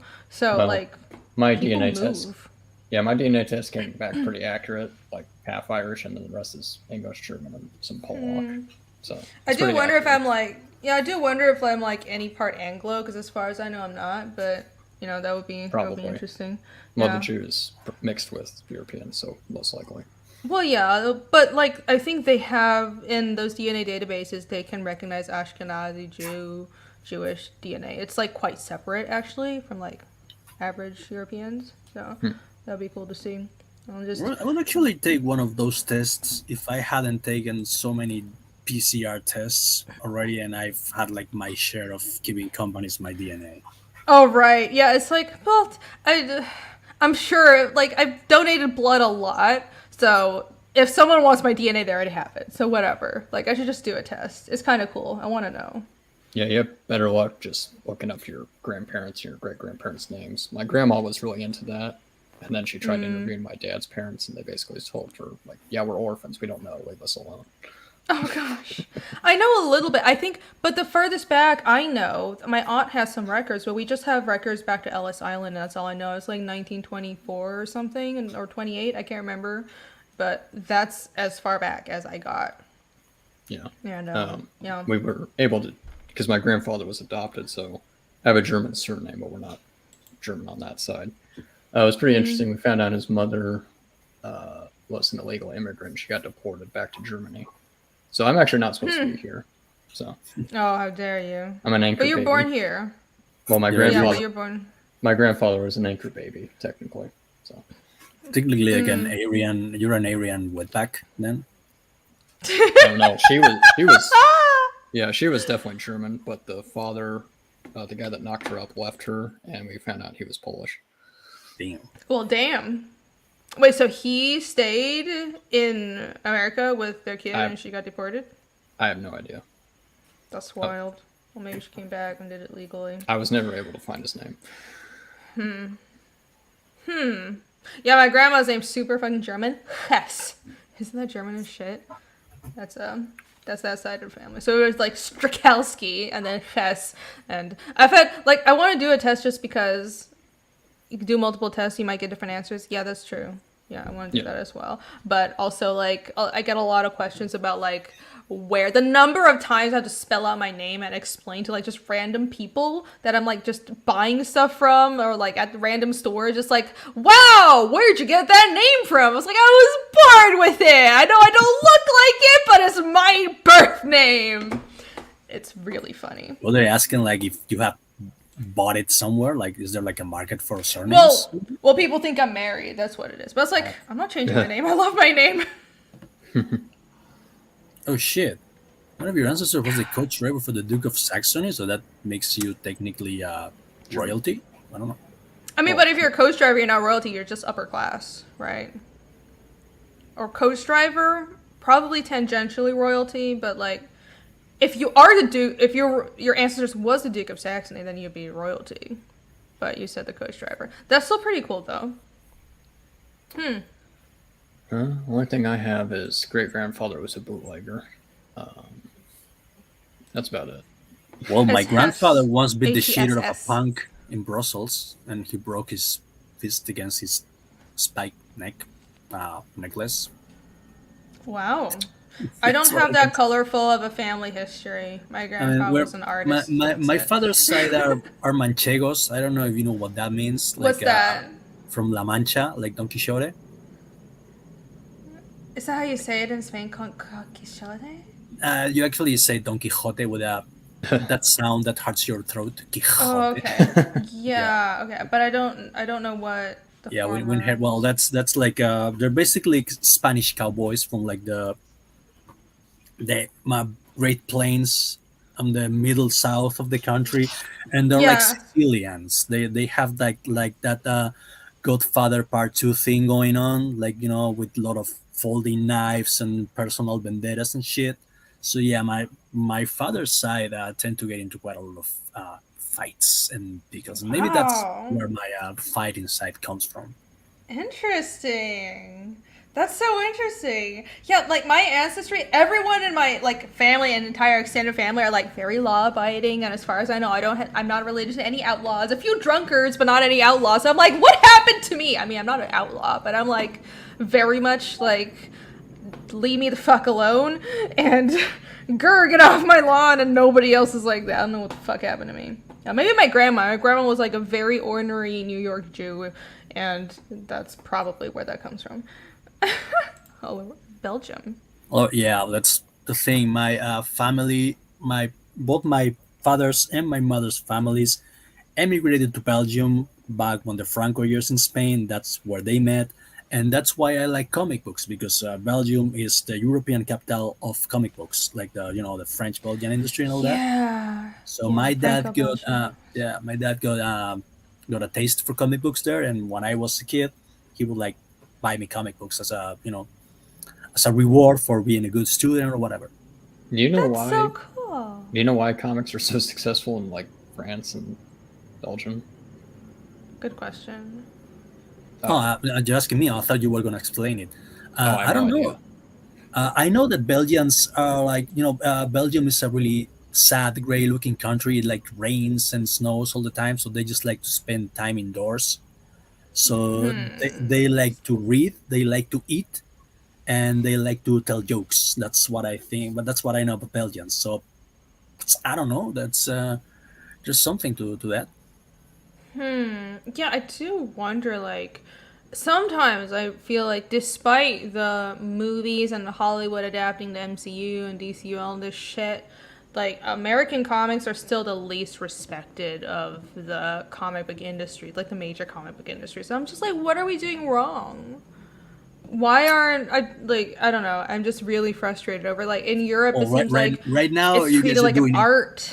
Right now, you're doing everything wrong because you've gone from like being mildly respected in the 80s and 90s with Alan Moore and all these guys and Grant Morrison, where it Yep. looked like comic books, like mainstream comic books, were like being elevated to the form of art, and then suck just happened and everything went down the drain, and no, they're worse than World War II propaganda, like far worse than that.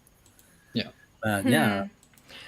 I know there were like you can say there was the Comics Code Authority, but at the same time there we still had a golden age and silver age of comics even with the Comics Code Authority, and it seems like I wonder if part of it is just it was started to go independent and there was just never independent scene, and it's sort of like this ties into corporatism because American comics I've noticed are very corporatized and the IPs are owned by these large corporations, and in both the European market and the Japanese market that's not the case because you will have large publishers like is Soleil like just an American branch of a yeah, European company? yes, Okay. Leos. Soleil, but Yeah. in Japan they have like Kodansha and all that stuff or Hakusensha, but the IPs themselves and there are issues with how the Japanese treat the rights are always they're very respectful of creators' rights, but like the money a lot of it does go to the companies and that's not cool. But like fucking the IP does belong to the creator, and same in Europe, and I think that's the thing that has been strangleholding American comics is the IPs belong to the corporations because they're greedy and everything is corporatized here. And I really, really don't like that. I feel like there's so much innovation that's been strangleholded by everything has to be a giant corporatized monster. There's a thing about corporations, and I think it happens to governments as well. The moment they become too big and too powerful, they become incompetent.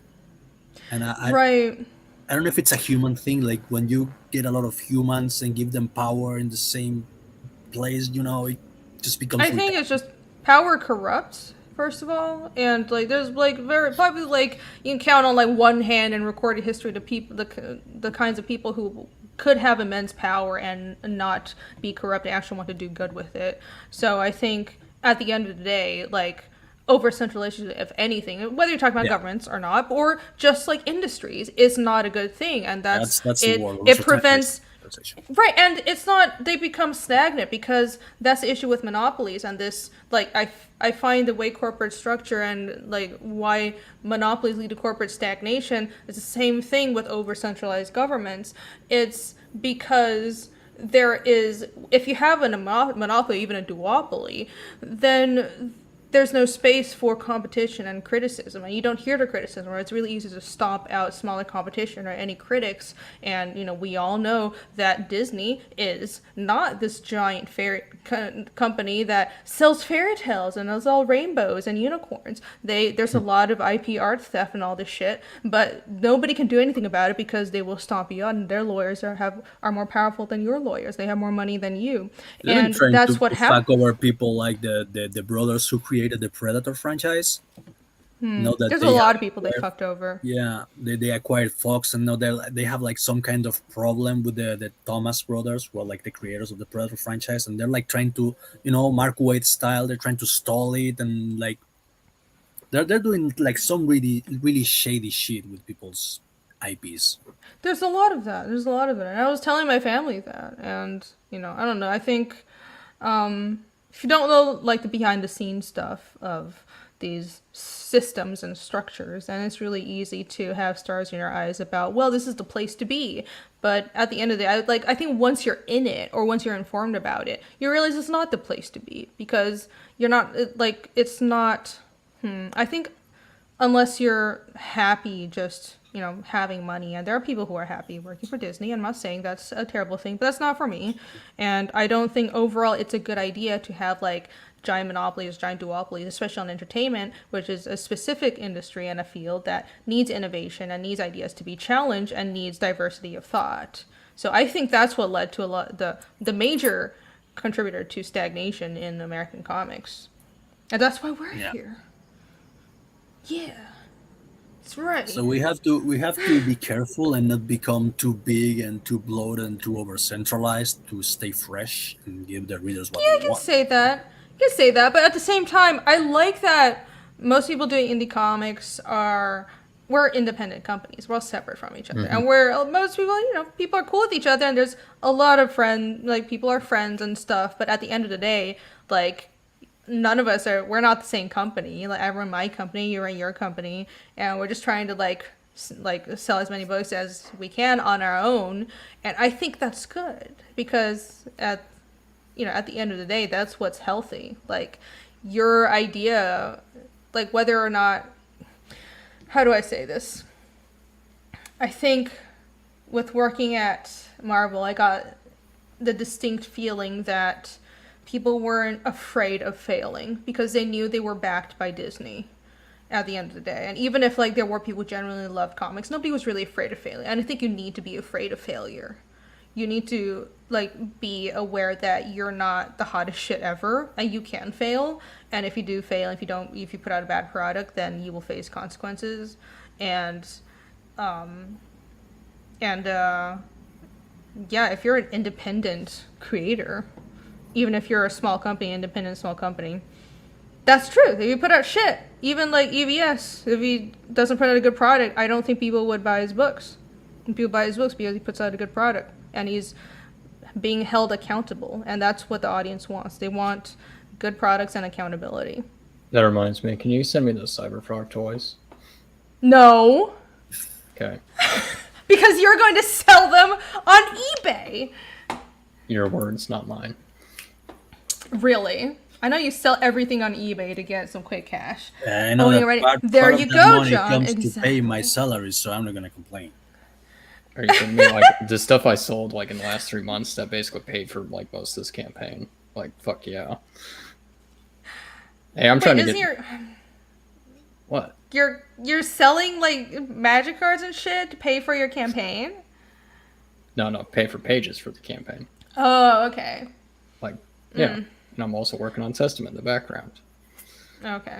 Let me show No, off the that's page. what my day job pays for, like, my home renovation and for my comic stuff, and then yeah, hopefully my campaigns will Oh, yeah, like no. help me earn that money back. But Yeah. that's how I function. No, I'm never selling those, dude. Those are awesome. I'm holding on to them. In like 10 years, it's gonna be worth like thousands of dollars each, dude. Then you'll give them to me. That's a good idea. Yeah. No, I won't. I want to hold on to them forever. So when are we getting a Ragna 3D printed model or some shit? Soon, actually, I'm thinking of it. I've just been really busy with like mostly house stuff and like I've been trying to hit my deadlines on some fiendish pages, but now that the printing is pushed back, I don't know. I'm trying to stay on schedule, even though the printing is pushed back. But yes, I am thinking of that. I have found people that can do 3D modeling. I've had like several people that have said they want to, they can do modeling and printing. So that might actually happen. I don't know if it'll happen for chapter 2, but because the printing is taking so long, it might, just because I have like extra time now because of book 1. I'm looking into it. I'm going to have a 3D printed figure of Ragna at some point. I'm sure you guys will love it. She's awesome. Sure, we will. It was just going to be a standee, but, I think I will make an actual figurine. Let me show you some of the art that I have for her. This is like kind of old art, but I do really like it. Yeah, I was going to make it into a standee at first. Yeah, the Yomi page was well done. Which one? The one I posted on Twitter? Yeah, the Yomi. I think that's her name. The elf girl. Yeah, Yummy. Yeah. Well, thank you. I'm trying to do all the more detailed pages first. I have a couple more, like the more complicated or harder ones, where I'm getting the fight scenes out of the way. But yeah, I'm almost there. I say that. It's like I finished the pages that I scheduled for myself, and then I step back and I realize, oh wait, I had like so many more pages that are really important. Ah! Why did I do that? Hold on. Is that Sorry. it? I think I've seen Too much to drink. Have you seen this one? I think so, yeah. That's cool. Oh, okay. There you go. Yeah, pose is good. Yeah, thanks. I was going to make a standee of that, but I don't know if I'll do that or have her standing up. I think I'll have her standing up, but I do like this drawing. I was going to have this be like an acrylic standee. But anyways, that's the Ragna piece. This is actually kind of old. I did this quite a while ago. But obviously I don't do 3D modeling anymore. I'll hire somebody to actually do that work for me. Here's that full page. So there you go. This is done. Yeah. Yay. And I'm working on some other ones. This one, I'll probably work on this tomorrow or during the draw stream. But yeah, no more spoilers. So there. Nice use of tones. Yeah. Actually, Thanks. I don't really use tones. I don't really use tones. I just kind of like, the way I think of inking, I just kind of like, sort of imagine I'm using like a brush with like water, I kind of integrate, and it drives Nick crazy.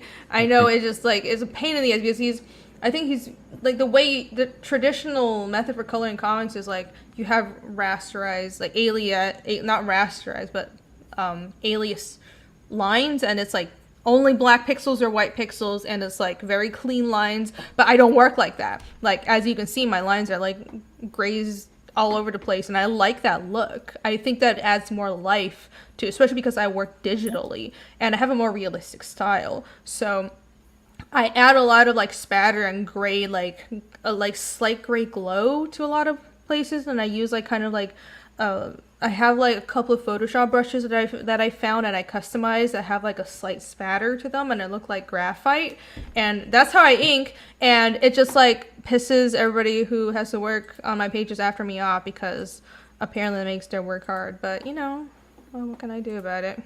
There you go. Well, I don't know. I used to do like reduce it to like line art, like pure line art, black and white. It shouldn't be a problem. I don't know. I can, but I like this look, and it's not that hard to color. I think that's cool. I don't know. Yeah, I prefer the black and white. What, you like pure black and white?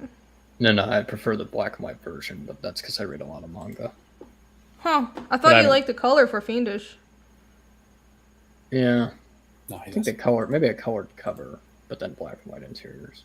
No, that was the original, but I don't know. I think I'll have to see how, like, what the audience feedback is. Right now, I'm not planning to do a color version or a black and white version, sorry, for chapter 2 at all. I was going to do only a full color version. But, like, I put so much work into my inks. Like, my philosophy with inking is my pages should look good. Like, I'm not relying on the colorist. They should look finished at the inking stage. I'm not relying on Nick to, like, make my inks good, right? So I think it can print in black and white. I just thought the American audience doesn't want that.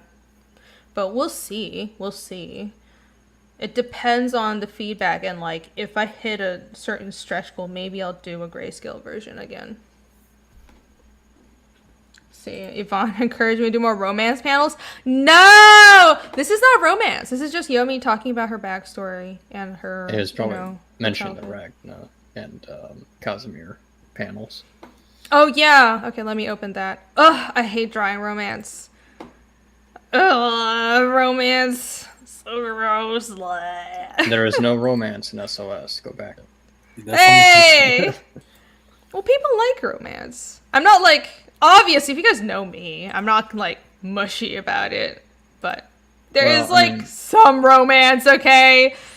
It depends on like slice of life. Like I watch Love Is War. That's a good anime with romance. It's not very well, but it just depends. I think a lot of people set out to do romance and they kind of force it, but with like I don't even like writing strictly romance. Like I didn't set out to do that. Like at the core of my story is not like I hate shoujo stuff. I hate romance in general, but sort of sometimes you write characters and you realize that they would have that sort of connection, and if it naturally happens, that's when it's the best. That's what I try to do. They knew each Hey. other as kids or something? Yeah. Yeah, they'd known each other for a long time. So when Casimir first escaped from Dorvo, he was someone like this hunter found him, but he was brought to Ragna's grandmother, who is a shaman who has like a hermitage in the woods, and they're sort of like this school of shaman. They're Ispoliad, which you see she has pointy ears, and you've seen in the color version of her. She has like green hair, like red skin. She's not fully human. She's a type of human that is sort of like a sort of higher human race I made up, who's has like more magical abilities and stuff, and they're called Ispoliad, which is from the Ispolin, which is from Slavic mythology. But so her grandmother saved Casimir after he escaped from Dorvo, and they met at the time when Casimir was like 11 and she was like 13 or so. So they've known each other for a really long time. On like they met on and off, and they had like some romance here and there, but they're both like kind of insufferable personalities. Like she's really demanding and a little bitchy, and just like kind of wants to be the boss of everybody. Why is that And so familiar? I don't know. She's my favorite character. I have no idea why. Yeah, I don't know and either.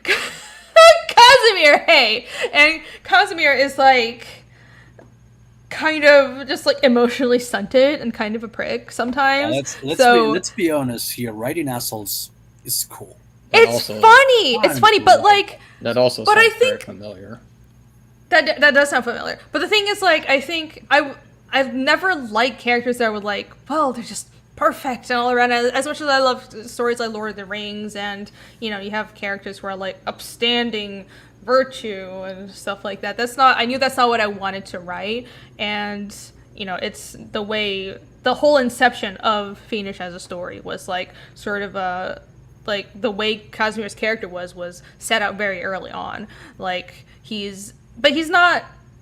I say he's a prick, but he's not a prick just for no reason. Like he's been through a lot when he was younger, so he's sort of antisocial, and he acts in a way that tries to push people away, but he's not like a sociopathic person inside. Like he is very introspective, and he has a lot of he has a lot of deep understandings about things, but he just has trouble opening up and expressing that. So Yeah, I knew he's- that's what I wanted to write. Yeah, he's autistic. Yeah. A little bit. I don't know. I think I just connect with that. Maybe I'm a little autistic. I think I Reminds me am. of you, Chimera. Some I No. think most people who are doing indie comics, frankly, are mildly autistic. Mildly, Jesus. But I say that as someone who is probably mildly autistic. Like, seriously. No, I was, like, when I was younger, they thought I was an Aspie. So I'm not, this is not a derogatory thing at all. I'm proud Oh of no, it. I was tested when I was like 4. Like, there's something wrong with this kid. No, yeah. Because I was like always in my head. I was like, I really didn't get social cues when I was younger. I was always just imagining shit. I would never pay attention in class. I was always just like drawing or like playing with things, and like I wouldn't play with the other kids in the schoolyard. I'd just go dig in the mud and like make little sculptures out of mud instead of playing the fucking playground with the other kids. And then they all thought like I was this fucking weirdo. I was like a special child, full on. Yeah, I didn't But- talk until I was 4. They took me I to a speech- channeled that. They Oh, just- really? They just called me weird and antisocial, so I guess that would qualify me as an autist now. I don't know. I think like I'm sorry to interrupt. Did you? Which one is older? You said one was 11, one is 13. Is Casimir Ragna older? is older. Ragna's okay. older. So okay. She's like she's like 2.5 years older. She's older than him. I don't want that either, Alex. No, thank you. Let me Hey, it's not a self-insert, okay? But truth be told, any character that a writer writes, there has to be some part of themselves in them. Yeah. That's just the truth. But you have to be sort of aware, aware about what part of yourself you're expressing, and having a character that's just full on like the problem isn't self-inserts, it's more the idea of like an idealized like self fantasy, right? And that's the problem with like Mary Sue's and Gary Stu's. They're like this fantasy of I'm gonna insert myself into this existing world, and this to is be a more honest, perfect if you- form of myself, and their view of themselves is like more perfect than they actually are, and that's disgusting. You Nobody don't. wants You don't to want read to that. go. You don't want to go full. I am not Starfire and just self-insert the shitload. You just take like an aspect of your personality. I mean, and blow it if up. you want to be a writer, was you not have cool. to get into your character's head. So Yes. that technically means that every character is an insert, because It is. you have to think like, if I was this character, what would I do and why would I be doing it? So Mhm. Yeah. regardless, it's always from your point of view. So technically, every character is a self-insert. That's true. That's Yeah. true. But it That's has to be why I- less obvious. Like, sorry to interrupt, but it has Yeah. to be less obvious. Like, I am not Starfire. Also, side note, I'm digging the Princess Mononoke markings, or inspired. Oh, markings. thank you. I'm so glad when people recognize that, because I'm a really big Princess Mononoke fan, and Yeah, a lot of that influence comes through. It's not my favorite, but it's definitely up there. In my opinion, it's better than Spirited Away. I don't get. I I think so fucking- too. I don't fucking get Spirited Away. It's fucking I everyone I praising it. understand. everyone I praising understand it. though. I also don't get his older stuff like Castle in the Sky. I'm like, why does that bitch look like from Kiki's Delivery Service? Well, what a the fuck lot is of going his on? characters are really similar. He has that like kind Yeah. of spunky girl character, and then his Yeah. sciencey boy character, and he just recycles them over and over again. I know. I'm not gonna lie about it. That's true that he does Yeah, that. it just fucking everyone. You gotta Yeah. watch The Boy and the Beast sometime. It's a nice break from a Miyazaki film, because every Miyazaki film's about a girl. The Boy and the Beast is Yeah. a great movie. Huh. Well, Princess Mononoke is technically main character was Ashitaka. Yeah. Yeah, I mean, I don't mind that his main characters are girls. It just, He got clearly, his I don't care. arm got infected. Like, oh, I'm sorry, you have to leave the village and cut your hair and never return. Why?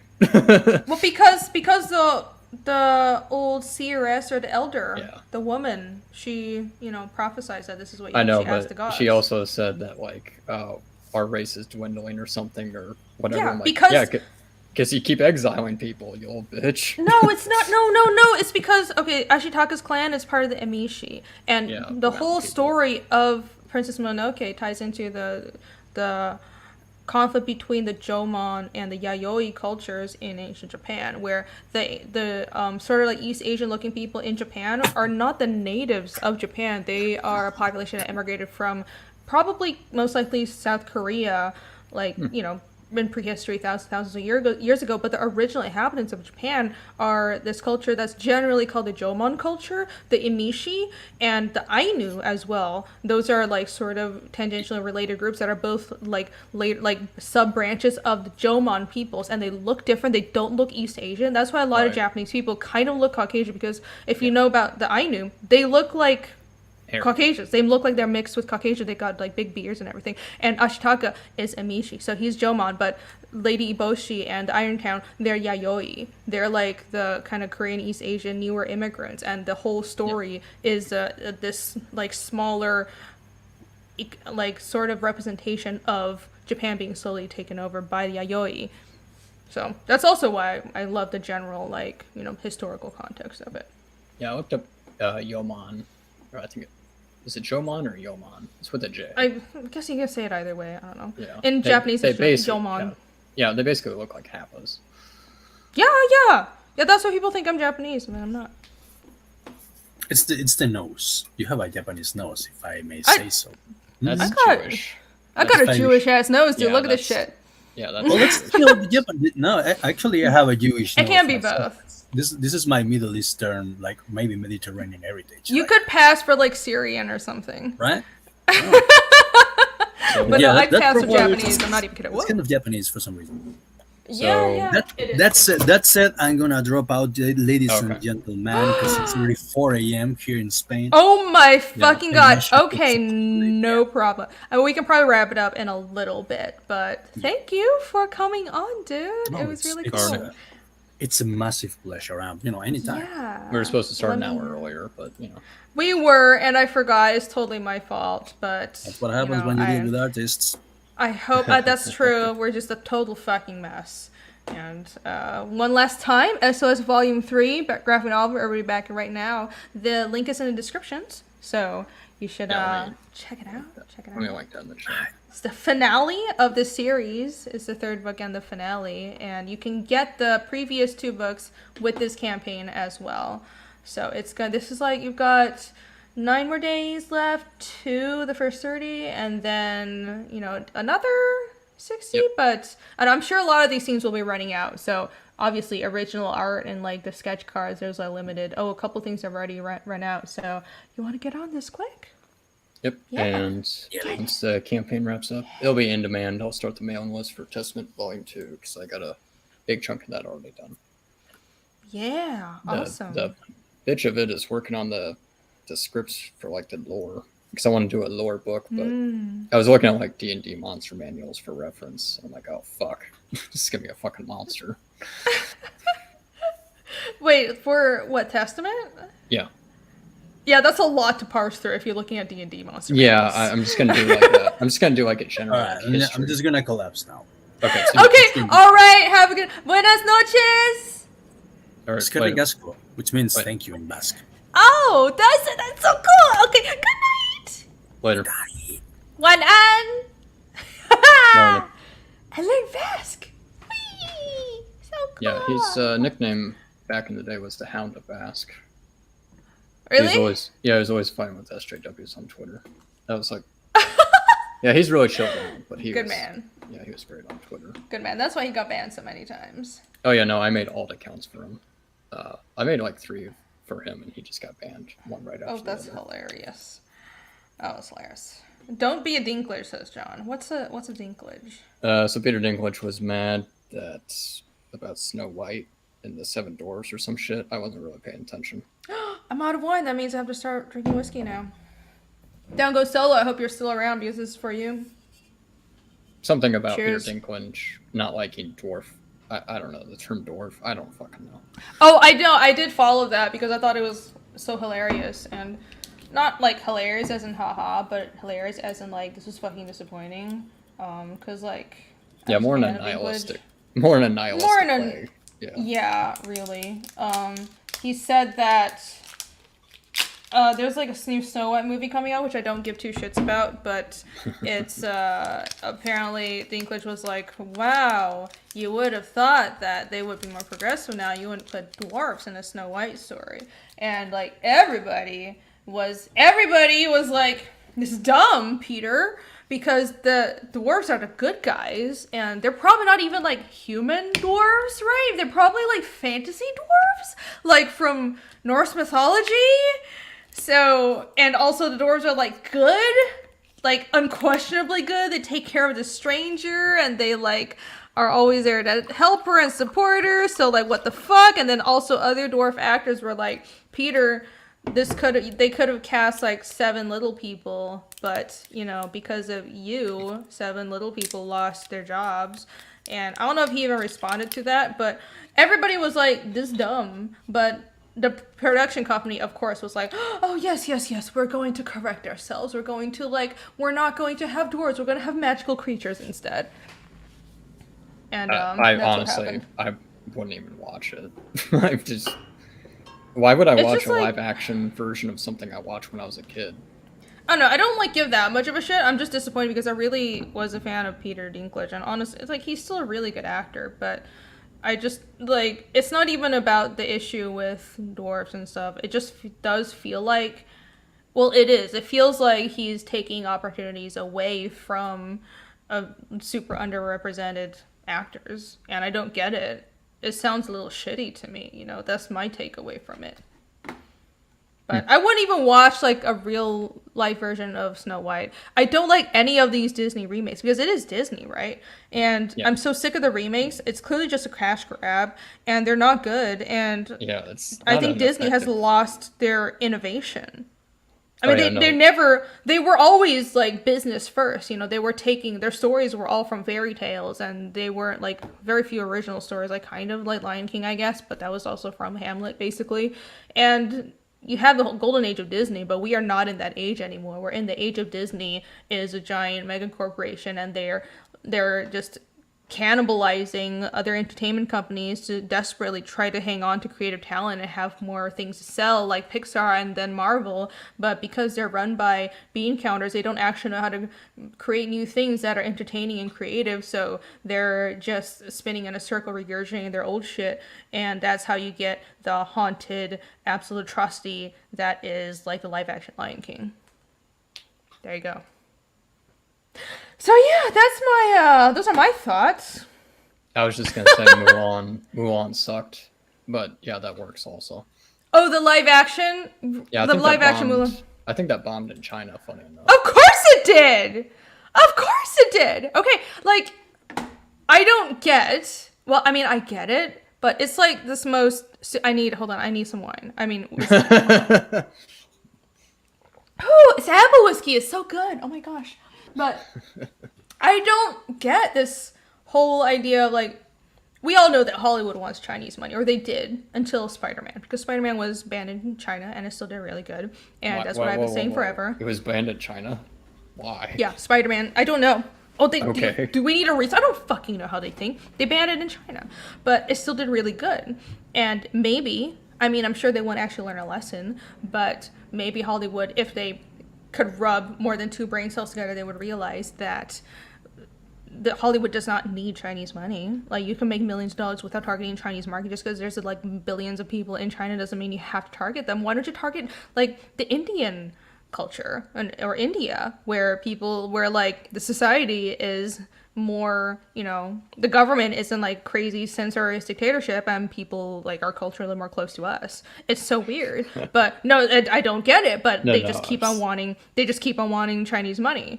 I was just thinking of Bollywood movies in India. I dated an Indian girl in college, and she made me watch some of those, and they were fucking hilarious in all the wrong ways. No, they're great, but they're great. They're funny, but they're great. I love Bollywood. It's so silly. It's so silly. But yeah, Hollywood produces shit like Mulan, and they're like, oh yeah, representation, yeah, but like, it just blows. I don't even have the words, because the original Mulan was really good. It's one of my. I don't even like Disney. I don't like the old animated movies, but I like Lion King and Mulan. That's about fucking it. But Mulan was good. Like, it's not even like the cultural research was okay. It was pretty good. They didn't get anything like fantastically wrong, but also the fact that it was animated helped mitigate them getting like small cultural details wrong. But the thing with like the newer Mulan movie, not only did they didn't stick with the original Mulan story, because there is an original poem that is the original like Mulan story, like a Chinese poem, and I actually have it memorized by heart because it's one of my favorite Chinese poems. Okay, and in that poem, by the way, Mulan was not punished for being a woman. She finished 12 years of service in the military, and then she went home and invited a bunch of her like other soldiers to visit her, and then she came out and revealed she was a woman. They were like, cool, and that's how it ended. So that was the original Mulan. But I don't even have a problem with Disney changing that because it had more conflict, and the original, like the old animated Disney Mulan was a good story. But in the new live action one, they didn't even stick with the old, like the original or the animated one. They changed it. So she had these chi powers. So it didn't even matter that she succeeded because she had brains. Wait. She had chi power? That's retarded. Yeah, she had like extra chi powers. She had like magical powers, and that's why she was like had like all these abilities, and she could fight alongside the men. And I was like, that was never the point. The point was she is a woman, and she couldn't do the things the men could do, but she succeeded because she had brains. And they just threw that away, and she never even stayed in her disguise as a woman. And they had this like witch character that came out of nowhere. I don't even get why they had this witch character there, and it was just really terrible. And then, not to mention all the cultural things they got wrong, because if it's animated, yeah, if you don't get like the specific patterns right, then yeah, it's more forgivable because everything is stylized and simplified. But in the live action, like I look at the live action, the first thing I notice is like the houses are not right. The houses is like those giant round houses, right? Those are called tulo, and those are specifically from Hakka people, which is a minority in China that I am. I am Hakka, okay? My ancestry is Hakka. So I know that the area of China where Mulan is from is not where Hakka people lived. Those tulo, those round buildings,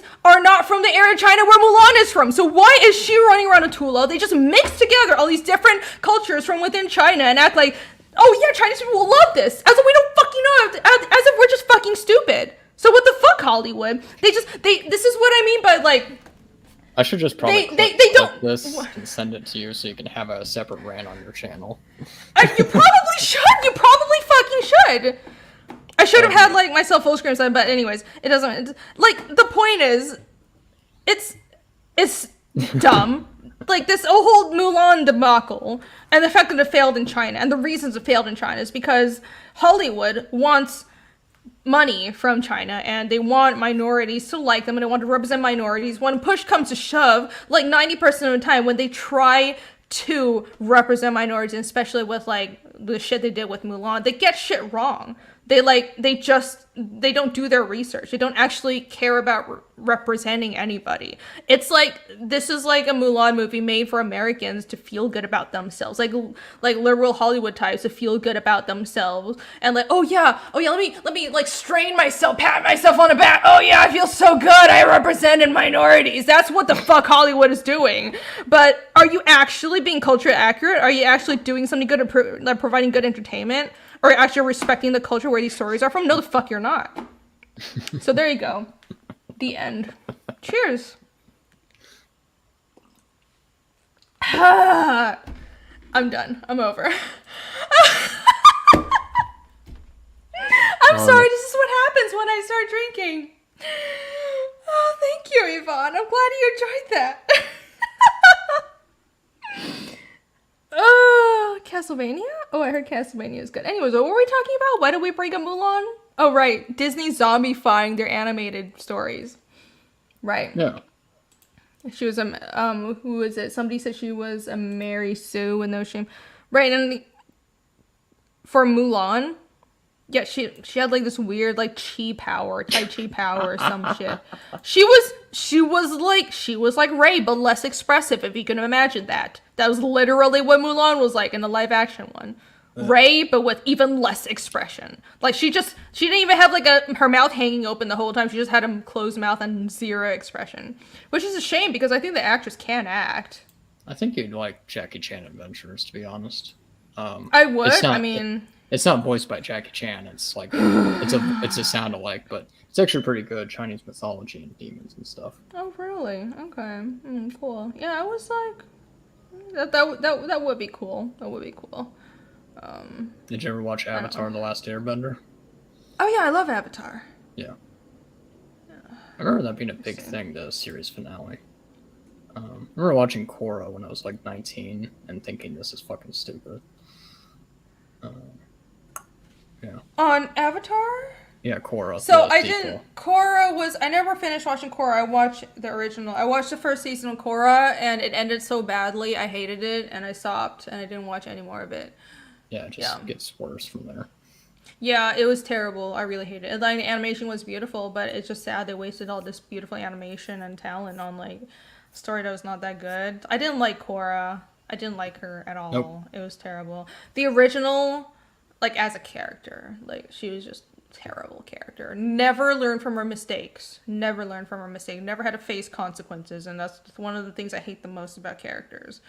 Like that's like the rule one for like being a good writer. Like characters should face consequences. Okay, but yeah, TLA Last Airbender was so good. So it's one of my favorite series, and yeah, this was also like American Western creators drawing from Asian culture, but they did it well. It was cool, and they like mixed things up, but it was fantasy. They weren't like trying to stick to any one culture, but also it was fantasy, but it's also for kids, so things were stylized. I think that kind of still works much better in animated form. TLA was great. It was really great.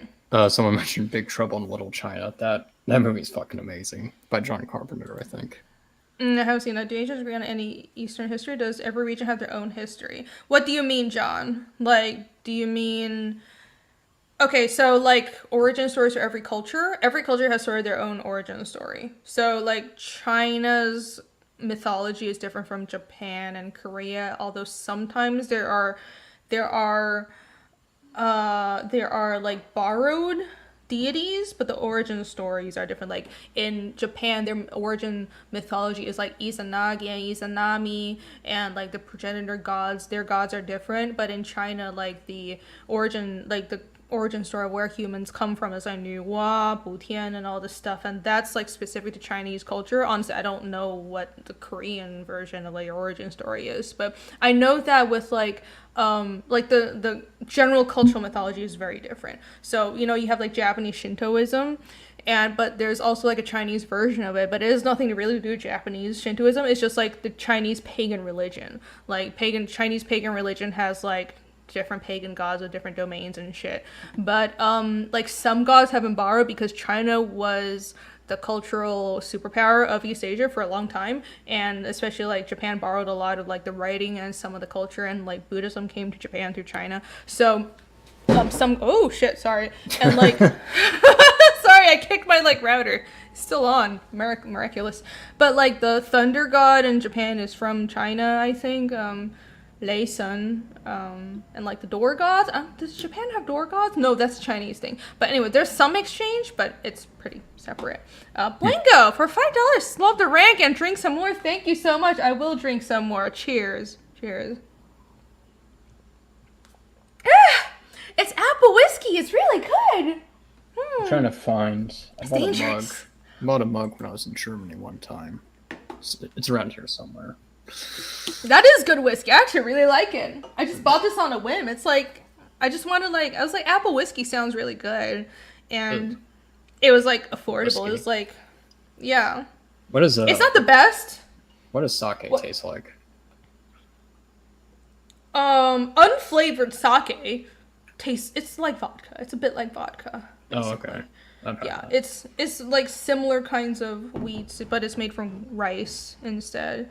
So I think like I hate vodka, and I honestly also hate like raw sake and mijo and soju because it just tastes like rubbing alcohol to me. But I like flavored sake.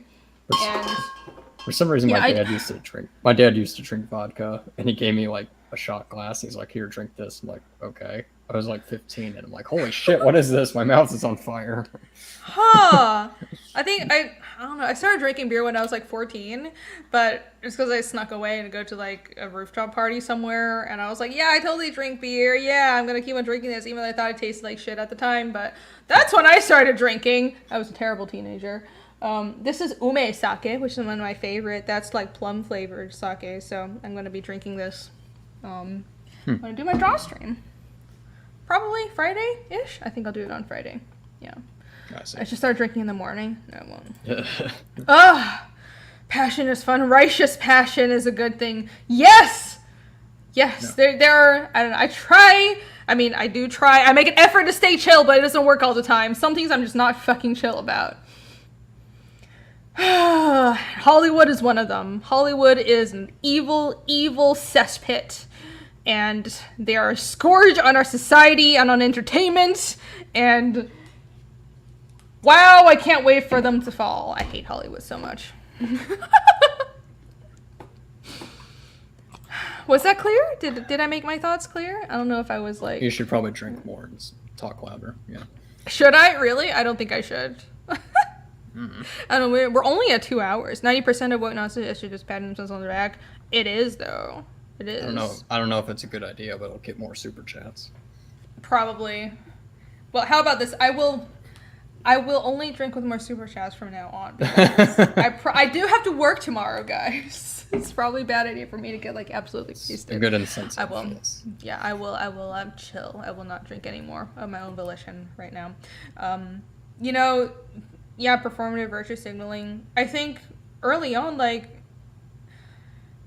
in when I was younger, in my early 20s, and a lot of the social justice stuff was coming in, and I think like it's not like I have a problem with social justice, but I want real social justice because I do support real social justice, but like what's happened is a lot of people who don't care about social justice and really just care about like looking good and attention for themselves and enriching themselves have subverted and taken over movements that are actually care about equality and representation, and that's just become the standard. That's become the majority like narrative now, and that's just total bullshit, right?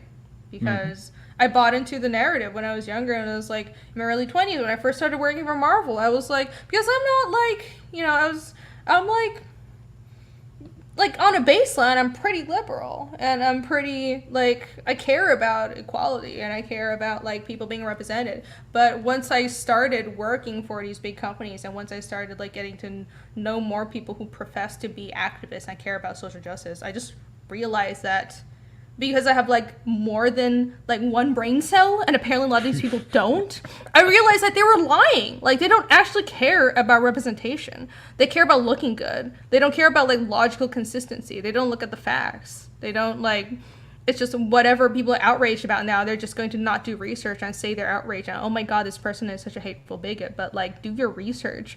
And most of the time, that's not the case. Most of the time, it's just... like there is like the things that you're attributing to racism or hate or sexism or whatever, that's not actually what's happening. And I don't like that. You know, the main reason I don't like that is because I think it waters down actual oppression. Like, what about the people who actually like need people representing them? Like, there are people who in the world who are suffering from human rights abuses, but I don't hear any of these bitches in Hollywood talking about it. Like, look, they're complete hypocrites. Like, all these bitches in Hollywood who talk about human rights and they care about minorities, do any of them say anything about China or about the people who are oppressed in Xinjiang? They don't fucking say anything about that. Do they say anything about women's rights in Saudi Arabia? No, because they don't actually have principles. They don't give a shit about helping people. They just give a shit about virtue signaling, looking good. They want, like, social points, and that's all it is. So I have no respect for people like that. Go back fiendish. Back fiendish! That's right. Oh, this is either, tomorrow, either I will realize this is a really good idea or a really bad idea. What? The drinking? Yes. Well, you won't remember. Down goes Solis. So it's hard to I will, I'm not that drunk, dude. I will remember. It'll just be like a blur of me ranting about Hollywood and crazy Twitter people and SJWs. Down goes so this Tony's don't about that Hollywood. That's right, thank you. I will make a great alcoholic. I mean, I do have a lot of like functional alcoholics in my family. No, you can't find Kavlan is really hard to find outside of Taiwan, but I mean, when I'm allowed to travel back to Taiwan, I will bring some back and I will have them. I plan on having like, I want to have some at a convention when like we can do conventions again. So I want to bring a bunch of Kavlan and just like, because that's what cons are to me. I just like, I want to sell books, but it's more about meeting people and partying. So I'll set up a table and I'll sell some shit, but I'm mostly just there to drink and talk to people, and I'll table with like my friends, and I'm just there to like fucking party. That's the whole convention. That's how I treat conventions. So like next time I do a convention, come find me because it's gonna be a fucking riot, and I'm gonna have some kava on when I can like actually travel back and get some. I can't wait to do those again. It's going to be so much fun. Yeah, I just have to avoid the smell like I did at Dragon Con. Oh, well, like, Dragon Con is, like, uniquely disgusting. What makes it so funny because it censors and polices culture. Certain policing cultures and views that don't belong to them. That's true, yeah. Yeah, isn't that funny? I don't know. I think, like, I was watching the Short Fat Otaku video about the whole Latinx thing. Which just, like, obviously I'm not Hispanic, but I'm learning Spanish, and it just, like, really confuses me. And I did ask, like, as many of my Latino friends as I could about their opinion on that, and I haven't met a single person that was cool with it, because it just doesn't make fucking sense if you speak Spanish. Like, how, like, if you want to, like, they want to non-gender Latina, Latino, but Yeah, what Latinx. about, like, Americana, Americano, or Cubana, Cubano, or, like, Inglesa or Ingles, and like all these, like, you have to like degender everything, and it's weird. But like more importantly, it's this cultural imperialism that comes from very, very privileged ivory tower elites in principally America, and I see it as cultural imperialism. So why are you trying to control the cultures of other countries and countries that you claim are like these minorities that you want to protect, but you're trying to control them? I don't get it, and it's not cool with me. Weird.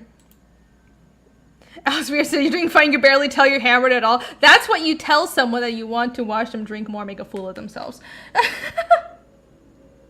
I do have the party table. I do. Seriously. When I go to cons, I give no shits. It's Someone literally just a mentioned party for me. Bisley in the chat. Yeah, he used to party, or I think still does with fans. Yvonne agrees, no one likes the Latino XBS. Right, but like you can't even pronounce that in Spanish. Like these people don't even fucking speak Spanish. Like, how do you pronounce that in Spanish? The X is like a sound. So Latinx would be Latin like Latinx. it doesn't, but like X is that's why they say Mexico instead of Mexico. It's a sound. So it doesn't make sense. It's not about really making weird. sense, it's about being better. Okay. Oh, right. You're right. It's about they're better than you. That's right. They're better than you. So that's why you should listen to them, and they're right, and they get to tell you to shut the fuck up. Alex says, let's degender a language that's entirely gendered. I don't understanding. That's how you know I've had a few drinks. They don't how, like, everything is gendered. Like, literally. No, we even have if to you say, listen. like, we the have to people is las personas, but like, I don't No, know, we have to the listen to glass is el vaso, or the bosses is el jefes, or if it's female bosses, las jefas, but like, everything is gendered. You can't, it's not English, and they're trying to apply English rules to everything, and then how do you do that with, like, it's weird because I almost feel like, is this like real Chinese infiltration? Because Chinese is not gendered, by the way. Chinese has no gender. So I'm like, is it true? Like, I'm like, I don't try to be conspiratorial. I don't, like, I try to... It's a Chinese think tank. I know, I don't think, I'm like, this can't be, that I don't, like, I'm not a conspiracy theorist, because it can't be, like, just, Yuri Bezmenov has said a lot of things that were right, but he can't be, like, this on the nose. But I'm like, is it? Because, like, it's like this weird amalgamation of you know, double speak, but like it's also like watering like weird parts of the language down, and like, is it really like infiltration is it Soviet infiltration, or is it like really Chinese infiltration? Because I know that the CCP actually does have a lot of infiltration in American society, and like they've just been here for a long time. I'm not gonna get into it. I'm sorry. I will shut up because this is an art channel. I'm not gonna talk about politics, but woo! This stuff is like crazy, and I don't like it at all. I agree, chat. Irene is a double agent for China. If I'm a double agent from China, then I'm doing a really good job of fucking pretending, because, like, boy, do they not like me. Oh, let me mute Oh myself. my God. Let me mute, because Down Goes Solo wants you to scream. What? Where? Oh, Tango Silver Tango says, for another whiskey and to scream something real loud and real mean in Mandarin. What should I say in Mandarin? I don't know. You dishonor your family. I don't even, like, why would you, that's not even, 你丢你家的脸. I mean, that's not really mean. That's just, like, a really, like, severe thing to say to your kid. Like, you disappointed your family, and in Chinese that sounds, like, really rough. What would be a really mean thing to say? Call them Chinese, I guess. Call them Chinese? No, that's not an insult. I don't have a problem with Chinese people. Let me be clear. I don't have a problem with Chinese people. I have a problem with the government. Okay, let's be very clear. How do you about say that. Winnie the Pooh in Taiwan or Mandarin? Winnie Xiaoxiong. Okay. It sounds really cute. It's like Winnie Little Bear. It's like a cutesy name. Go suck a dick, Winnie the Pooh. How do I say suck a dick? That's not really an insult. How do I say that? I don't swear enough in Chinese. This is a problem. I'll just like sip on the whiskey first. This is like a conundrum. As Dalgo Solo wants me to say something really mean. Okay, there's one that I haven't said on stream yet. Okay.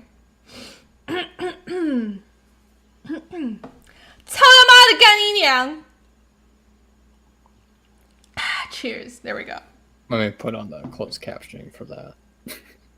It's not gonna recognize anything because I have like Taiwanese ass accent anyways, but yeah, that What was does like, that mean? It's like, it's the direct translation is weird because the direct translation is like fuck their mom and fuck your mom, but I don't know if it's like a Taiwanese thing or if it's just a Mandarin thing, but the way I only know, like, I've only heard it in Taiwan. I haven't spent that much time in the mainland, but yeah, it's just a way of like cussing somebody out in general, like fuck their mom and fuck your mom. So there you go. Now let me go over to. There you go. Now you guys know. This has been the Learn Chinese Swear Words stream. I hope you guys have been happy. That was unexpected. China is asshole. I will say CCP is asshole. Here, I'll take another sip. CCP is asshole. Because, you know, honestly, I don't like to, like, I try to say CCP, but it's, like, kind of hard to say in English. But, like, clearly, that's my problem. China's cool. I would love it if China was free and I could go there. Like, you have no idea. I would love that, but it's not, and it's sad because, like, I want to learn, I want to go there more and not be afraid of my freedoms. But right now, it's not that way. So that's the problem. How do you spell it in the chat? It says Down Goes Solo. Oh, no! Okay. She the Pooh. I guess so. That's like banned. That's like super banned in China. There were, yeah. It's like, apparently it's banned. It's like illegal to compare Xi Jinping to the Pooh. Yeah, I know. Yeah, I saw that. By the way, nobody says his name right. It's Xi Jinping. But nobody says it's right in America. But whatever. China's ass. Winnie the Pooh. I don't know. Yeah, that's kind of insulting, but I guess, man, that's a bit of a basic insult, I think. But they are triggered by it, right? Which is just sad. I don't swear enough in Chinese because I talk to my family most of the time. I will put it out in the chat. So, anyways, as you guys can see on the screen, Fiendish is at 37,000. I am hoping that once the book actually prints, we can get to our 40k stretch goal, which is, for me, I will do a mukbang stream when I get to 40k. And I promised it. I've said it on multiple channels, so I will do it. But I know we're not gonna get there right now. It's like people are waiting for the book to reprint, and I totally understand it. But we have 37,000. I'm really, really thank you so much for everybody who has backed it. Even though we've had printing problems since December. When was the last? For people who don't know, the book is done. Oh, what were you gonna say? No, I was just gonna say, when was the last email you got from the printer? A couple weeks ago. Oh, wow. I haven't. Every time I email them, they email me back. I want to be clear about that. But I haven't emailed them just because, like, I've emailed them, like, I've called them, like, several times. But I also emailed them every couple of weeks. And every time they've been like, we will let you know as soon as we get the paper.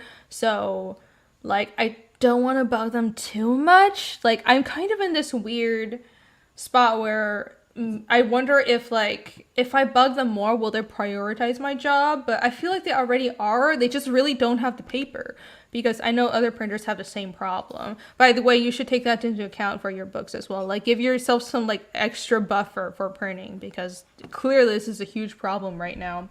But I think I will email them again next week if I don't hear anything. I'm trying to, like, balance out my own anxiety and bugging them all the fucking time, because if they don't have the paper, they don't have the fucking paper, right? Mm-hmm. But, yeah, for everybody who doesn't know, the book has been done since November, and I thought I would fulfill, like, late November to early December, and the only reason I haven't is because the books can't be printed because of the paper shortage. And that's, like, there's nothing I can do about it, but I also feel really bad about it. And I have to look into, like, I don't know, I've added, like, these postcards, like these world map postcards, and if this really drags on, I'm thinking of adding some more, like, extra little items. And, like, people have said I don't have to do that, but I want to. Like, these don't cost that much to make, it's fine. Yeah. And I feel bad for, like, I'll just make another postcard or something. I feel bad for making people wait, right? Because at the end of the day, like, I care about making my backers happy. But yeah. Right now, we're still waiting for the printer to have paper. I am working on chapter 2. I'm about, like, how many pages am I? I'm about 20-ish? 19? 20-ish pages into chapter 2. About there. But yeah. That I haven't launched a sign up yet. I was going to launch it a couple weeks ago, but that's not up yet, because I don't feel like it's right for me to launch a sign up when chapter 2 or chapter 1 hasn't printed yet. And but as soon as chapter 1 goes to print, I'm going to launch a sign up, and then soon afterwards I'll have the actual campaign. So I can't wait to have that up, but I am using the extra time that I now have on chapter 2 to, like, look into some other options about, like, things I can do, like maybe doing a 3D print. I am in talks with someone to do a canvas poster of, like, a world map. So that should be really cool, and I should have that for chapter 2. And I do know that I will have variant covers from other artists, and I will have more original art. So I am really excited about that. And yeah, I am very, very excited about how chapter 2 is turning out. And I might even have an Ash Camp, but I don't know. Either it will be the Goblin Girl Ashcan, or it'll be, like, my side story Ashcan. It just depends on scheduling, because both Dan Plagle and myself are really busy. But just depending on when things release and are printed, because everybody's dealing with printing issues. Who's doing the Goblin Girl Ashcan? Dan Plagle. He's drawing the interiors, but I'm doing the cover. Yeah, I saw the cover. That's really good. Yeah, those tits on the Goblin Girl. Yeah, oh, thanks. Oh, yeah. Let me show that real quick as well. That'll be fun. Yeah, maybe. Pull that up. I think you wanted to do some Casimir backstory one. Maybe save that for chapter 3. Because that was originally chapter 3, you know, but then I realized that it's really not. It's connected to the main story, but it's not essential. So I sort of decided that it was going to be, like, a side story, a guidance of sorts. But at the end of the day, like, it's literally one of my favorite chapters. Like, I think it's pretty good. I'm really proud of it.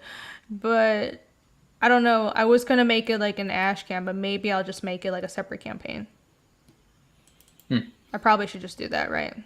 I should probably do that. Let's see. Where is the cover? Let me pull that cover up so I can show everybody. Photoshop is being slow.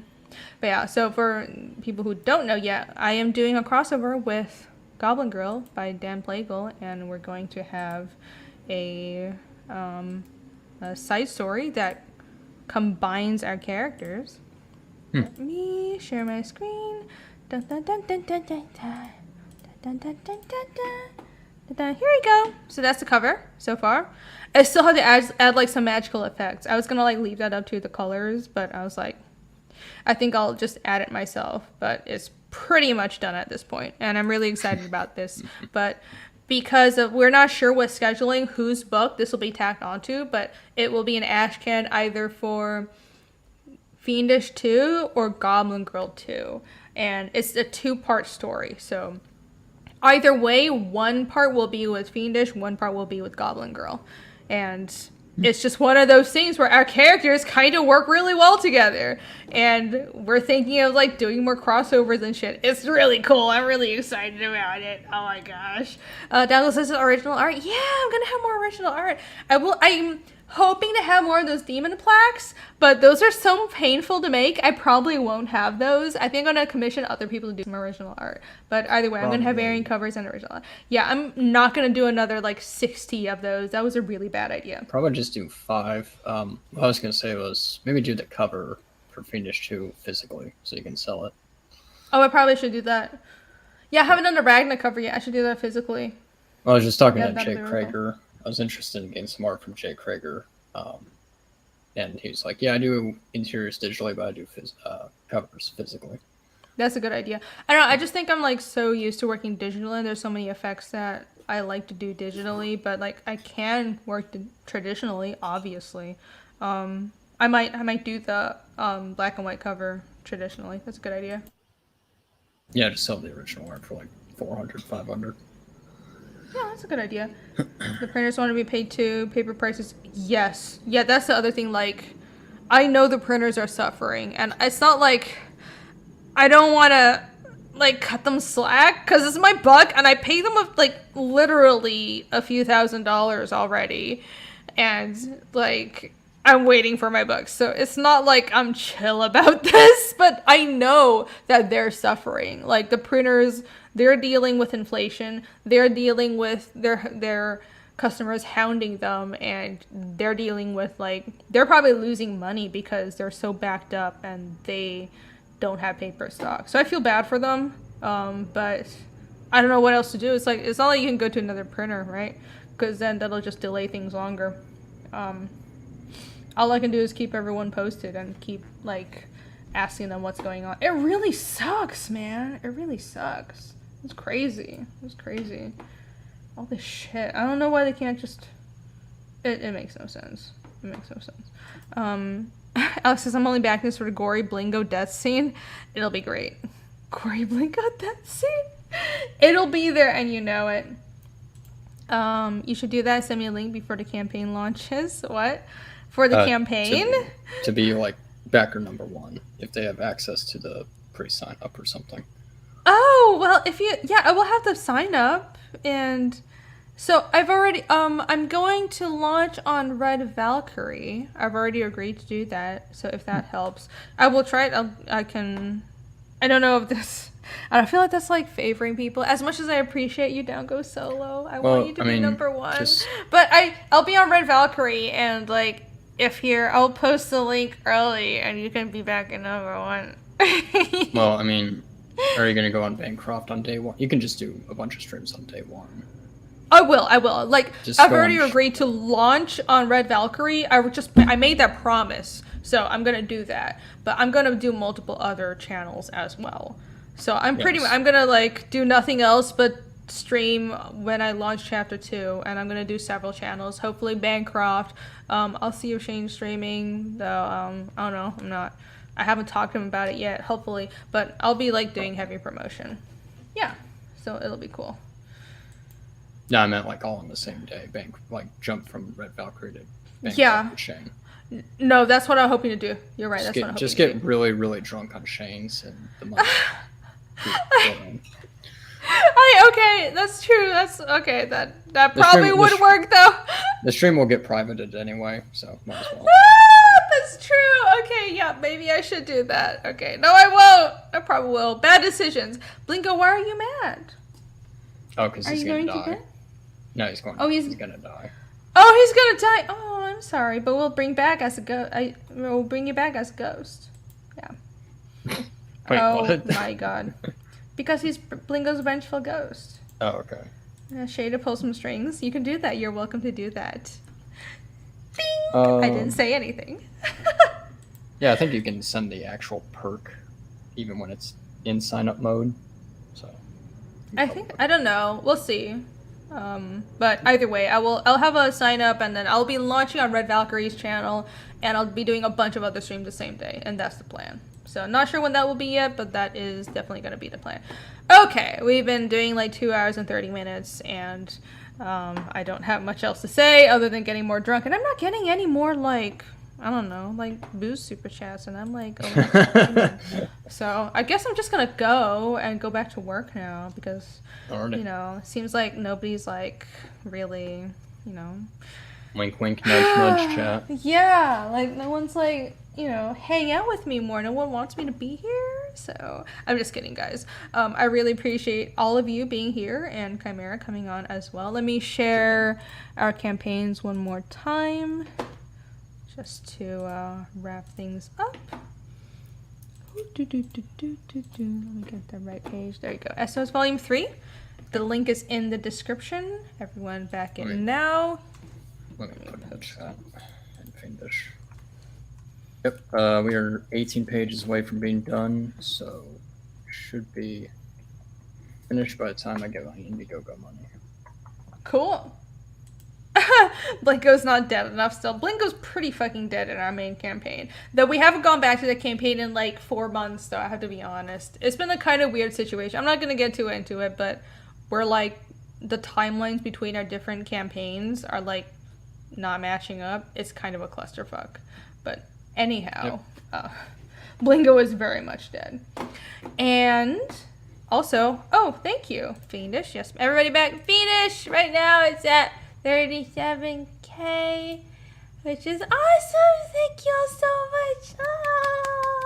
And as the grayscale books are going to fulfill pretty much right away, I kind of fulfill like every couple of weeks, because I kind of have a bunch of stuff in storage. I'm like moving a lot of things around, but I'm about to ship out another batch of the grayscale books, so I'm just going to pick out anybody who backed the smoke tier, which is a grayscale book, and ship them out in a few days. So if you back the grayscale tier, those books are already printed. I have them in storage, and I'm going to ship them out immediately. The color book, I'm still waiting on a printer. Those are the books that are concerned with the printing problems that I just mentioned, and I will keep everyone updated. If you follow the campaign, I will post updates anytime the printing moves forward or when the books actually come to me, and I want to be as transparent as possible and keep everybody updated. So if you want the book immediately, you go back to the grayscale version. If you like the color version, it's going to be a while before the printing is done, but it is definitely going to get done, because if it doesn't, if any more fuckery happens, I will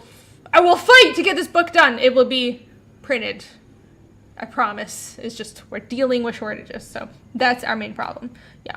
So back Fiendish. Yeah. If you like monsters and Cthulhu stuff and Viking stuff, you're going to love this book. And check out FiendishComic.com.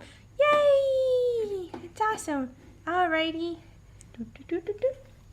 Auction a cover. Oh, I should do that. I should definitely do that. Yeah, that's a great idea. Bow! Alright! So, let's wrap things up. Where can everybody find you, Chimera?